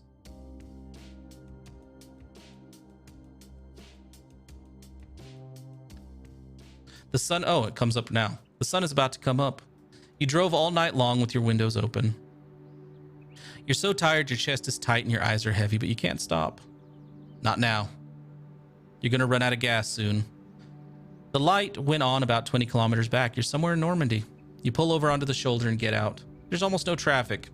You step over the guardrail as your eyes adjust to the colorful break of dawn. The sun will rise over the horizon. You get your phone out and dial a number. Hi, Vivchu. I hope I'm pronouncing that right. You are very welcome for the playthrough. I hope you're enjoying it. You get your phone out and dial a number. It doesn't ring. Direct to voicemail. A voice asks you to leave a message after the beep. Hey, I wanted to. You catch your breath. When Ade told me she'd held onto your phone just to hear the sound of your voice, I thought it was stupid. But now, the sun is slowly rising and its colors are flooding the landscape. Bare underbrush, a tiny village lost in fog off in the distance, and a hilltop sparkling with dew. The view seems alien to you. I wanted to thank you for giving me the opportunity to redeem myself. Thanks. That word disgusts you, but it's too late. Thanks to you, I did something important. I think. Who knows?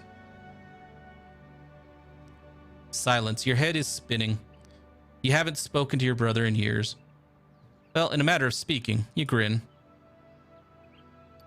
I'm good. I guess so. It's strange to hear your voice, but it feels good too. You pause. A truck flies by just meters from you. I thought when it was all over, I thought I'd be able to get some decent sleep. Close my eyes and sleep. Finally sleep. Finally.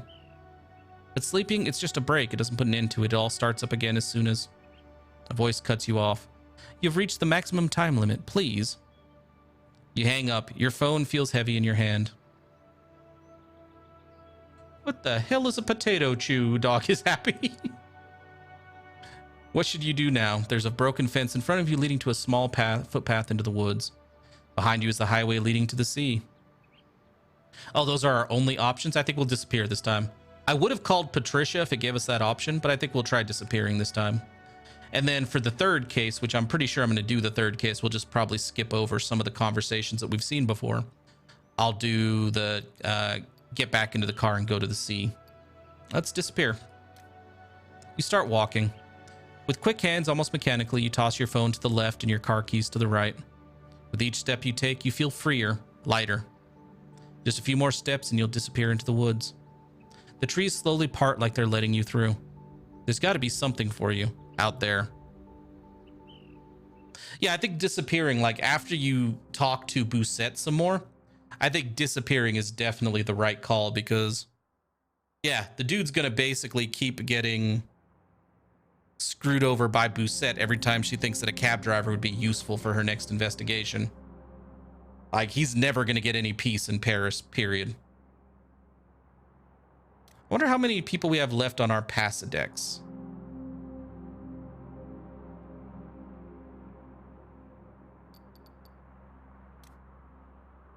Yeah, we still have quite a few, actually. So yeah, we probably will take on the last case, but the last case is probably going to be a bit faster paced than this one and the previous one were, just because we've seen so many of these conversations that I think the only one, yes, that is exactly the moral of the story, Helios, Bousset is a cunt. And I really hope one of the cases lets us deal with her somehow. But yeah, like I was saying, the next playthrough of this is going to be very quickly. It's going to be, well, it's not going to be very quick, but it'll be faster because if it's not a suspect and it's, you know, if it's not a suspect and not someone we haven't seen before, I'm going to just speed through their stories. Now, I remember most of their stories, so if you guys are joining me for the next playthrough, just ask. I'll let you know what the stories were, because I do remember most of them, and I'll like, you know, and it all comes, I don't have them memorized, but it all comes back to me once they get in the cab and start chatting. So yeah, I can let you guys know what the story is, but we'll basically be looking for new people and focused on the investigation next time. Because yeah, reading all of these over and over again when it's the exact same story is murdering my throat. So yeah, we'll see how that goes. But either way, that's all the time I have for today. So thanks everybody for dropping by. I'm glad you guys are enjoying the playthrough. And yeah, we'll go ahead and take care of the next case starting tomorrow. Hopefully finish it tomorrow. That's my goal, is kind of do it all in one sitting. And then after that, we'll probably start on the Zero Escape games. Or Or at least try to get 1-0 escape game done before Necro Barista comes out, because I really want to play that one. And we might alternate games as well. We'll see. Either way, thanks for watching, and I'll see you guys tomorrow.